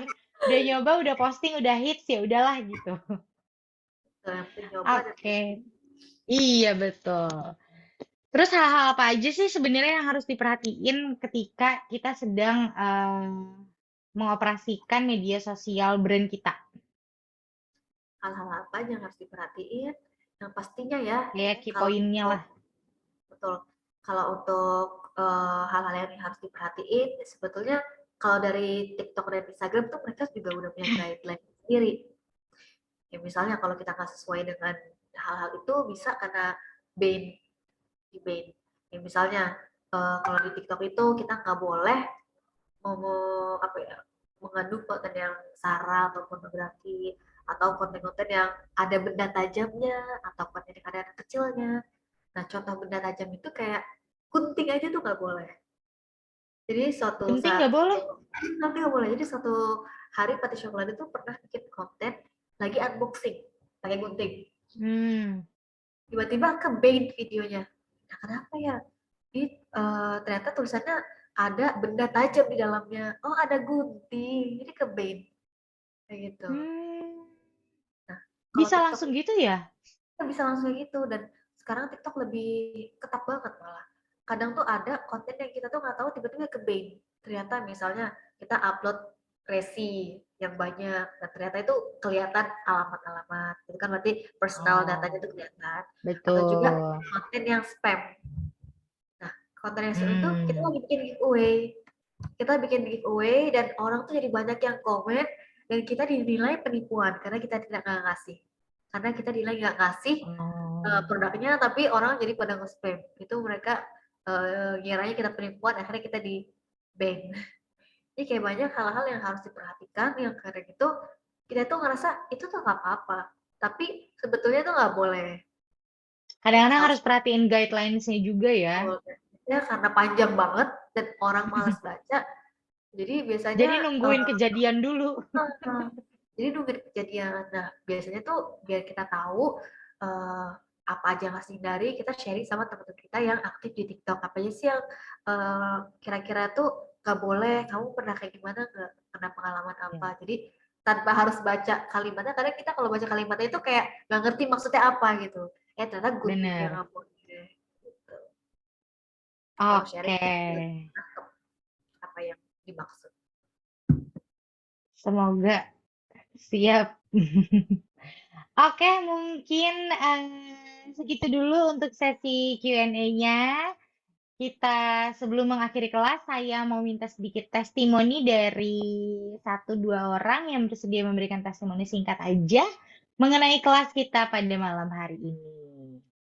Boleh saya pilih satu nama ya untuk memberikan testimoni. Mungkin bisa dari Sis Gadis nih. Tadi Sis Gadis sempat tanya soal kendal hair care-nya ya. Soal produknya nih. Mungkin Sis Gadis bisa memberikan sedikit testimoni nih untuk kelas pada malam hari ini.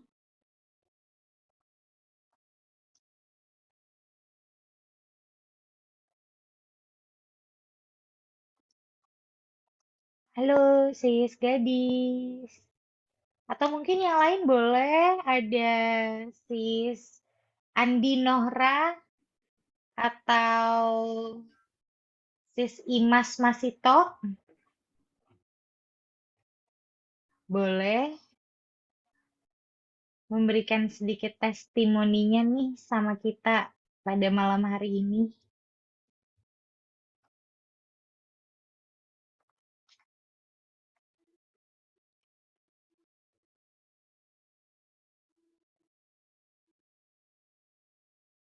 Belum ada nih ya. Halo.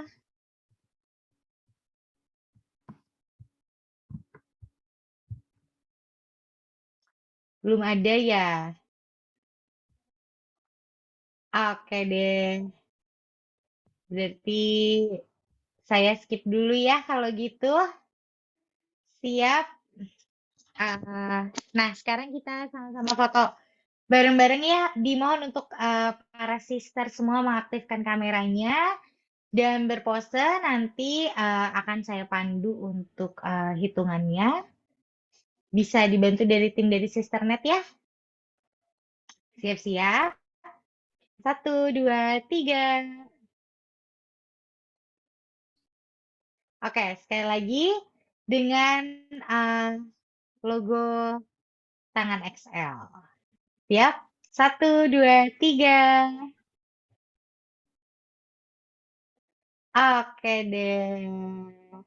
Terima kasih sister semua. Sister, saya ingin mengingatkan sekali lagi untuk jangan lupa download aplikasi Sisternet untuk membaca artikel yang bisa menambah pengetahuan dan juga daftar webinar menarik lainnya. Untuk Sis Fatia, terima kasih malam hari ini sudah berbagi bersama kita mengenai strategi meningkatkan engagement dan awareness produkmu di media sosial. Semoga ilmu dari Sis Fatia bisa membantu kita semua nih dalam meningkatkan produk kita untuk lebih dikenal di masyarakat. Seperti itu. Semoga untuk bisnisnya Sis Fatia juga lancar terus. Patisnya, saya siap banget kalau dikirimin. Salah ya, nanti saya jajan. Semoga lancar jaya terus, semoga berkah bisnisnya terus ya. Terima kasih Siswa Tia. Makasih Jangan ya lupa, teman-teman. iya, jangan Sister-sister lupa juga semuanya. untuk share keseruan kelas webinar pintar series ini di Instagram story akun kamu. Jangan lupa juga untuk tag @sisternet_id dan raih hadiah pulsa Rp100.000 untuk 3 orang yang beruntung. Tetap utamakan protokol kesehatan 3M saat melakukan kegiatan dimanapun dan kapanpun. Akhir kata, saya Aisyah mewakili Sisternet mengucapkan terima kasih. Sampai bertemu di webinar pintar selanjutnya. Perempuan pintar, semua pintar, stay safe and healthy. Dadah. Dadah. Selamat malam. Malam.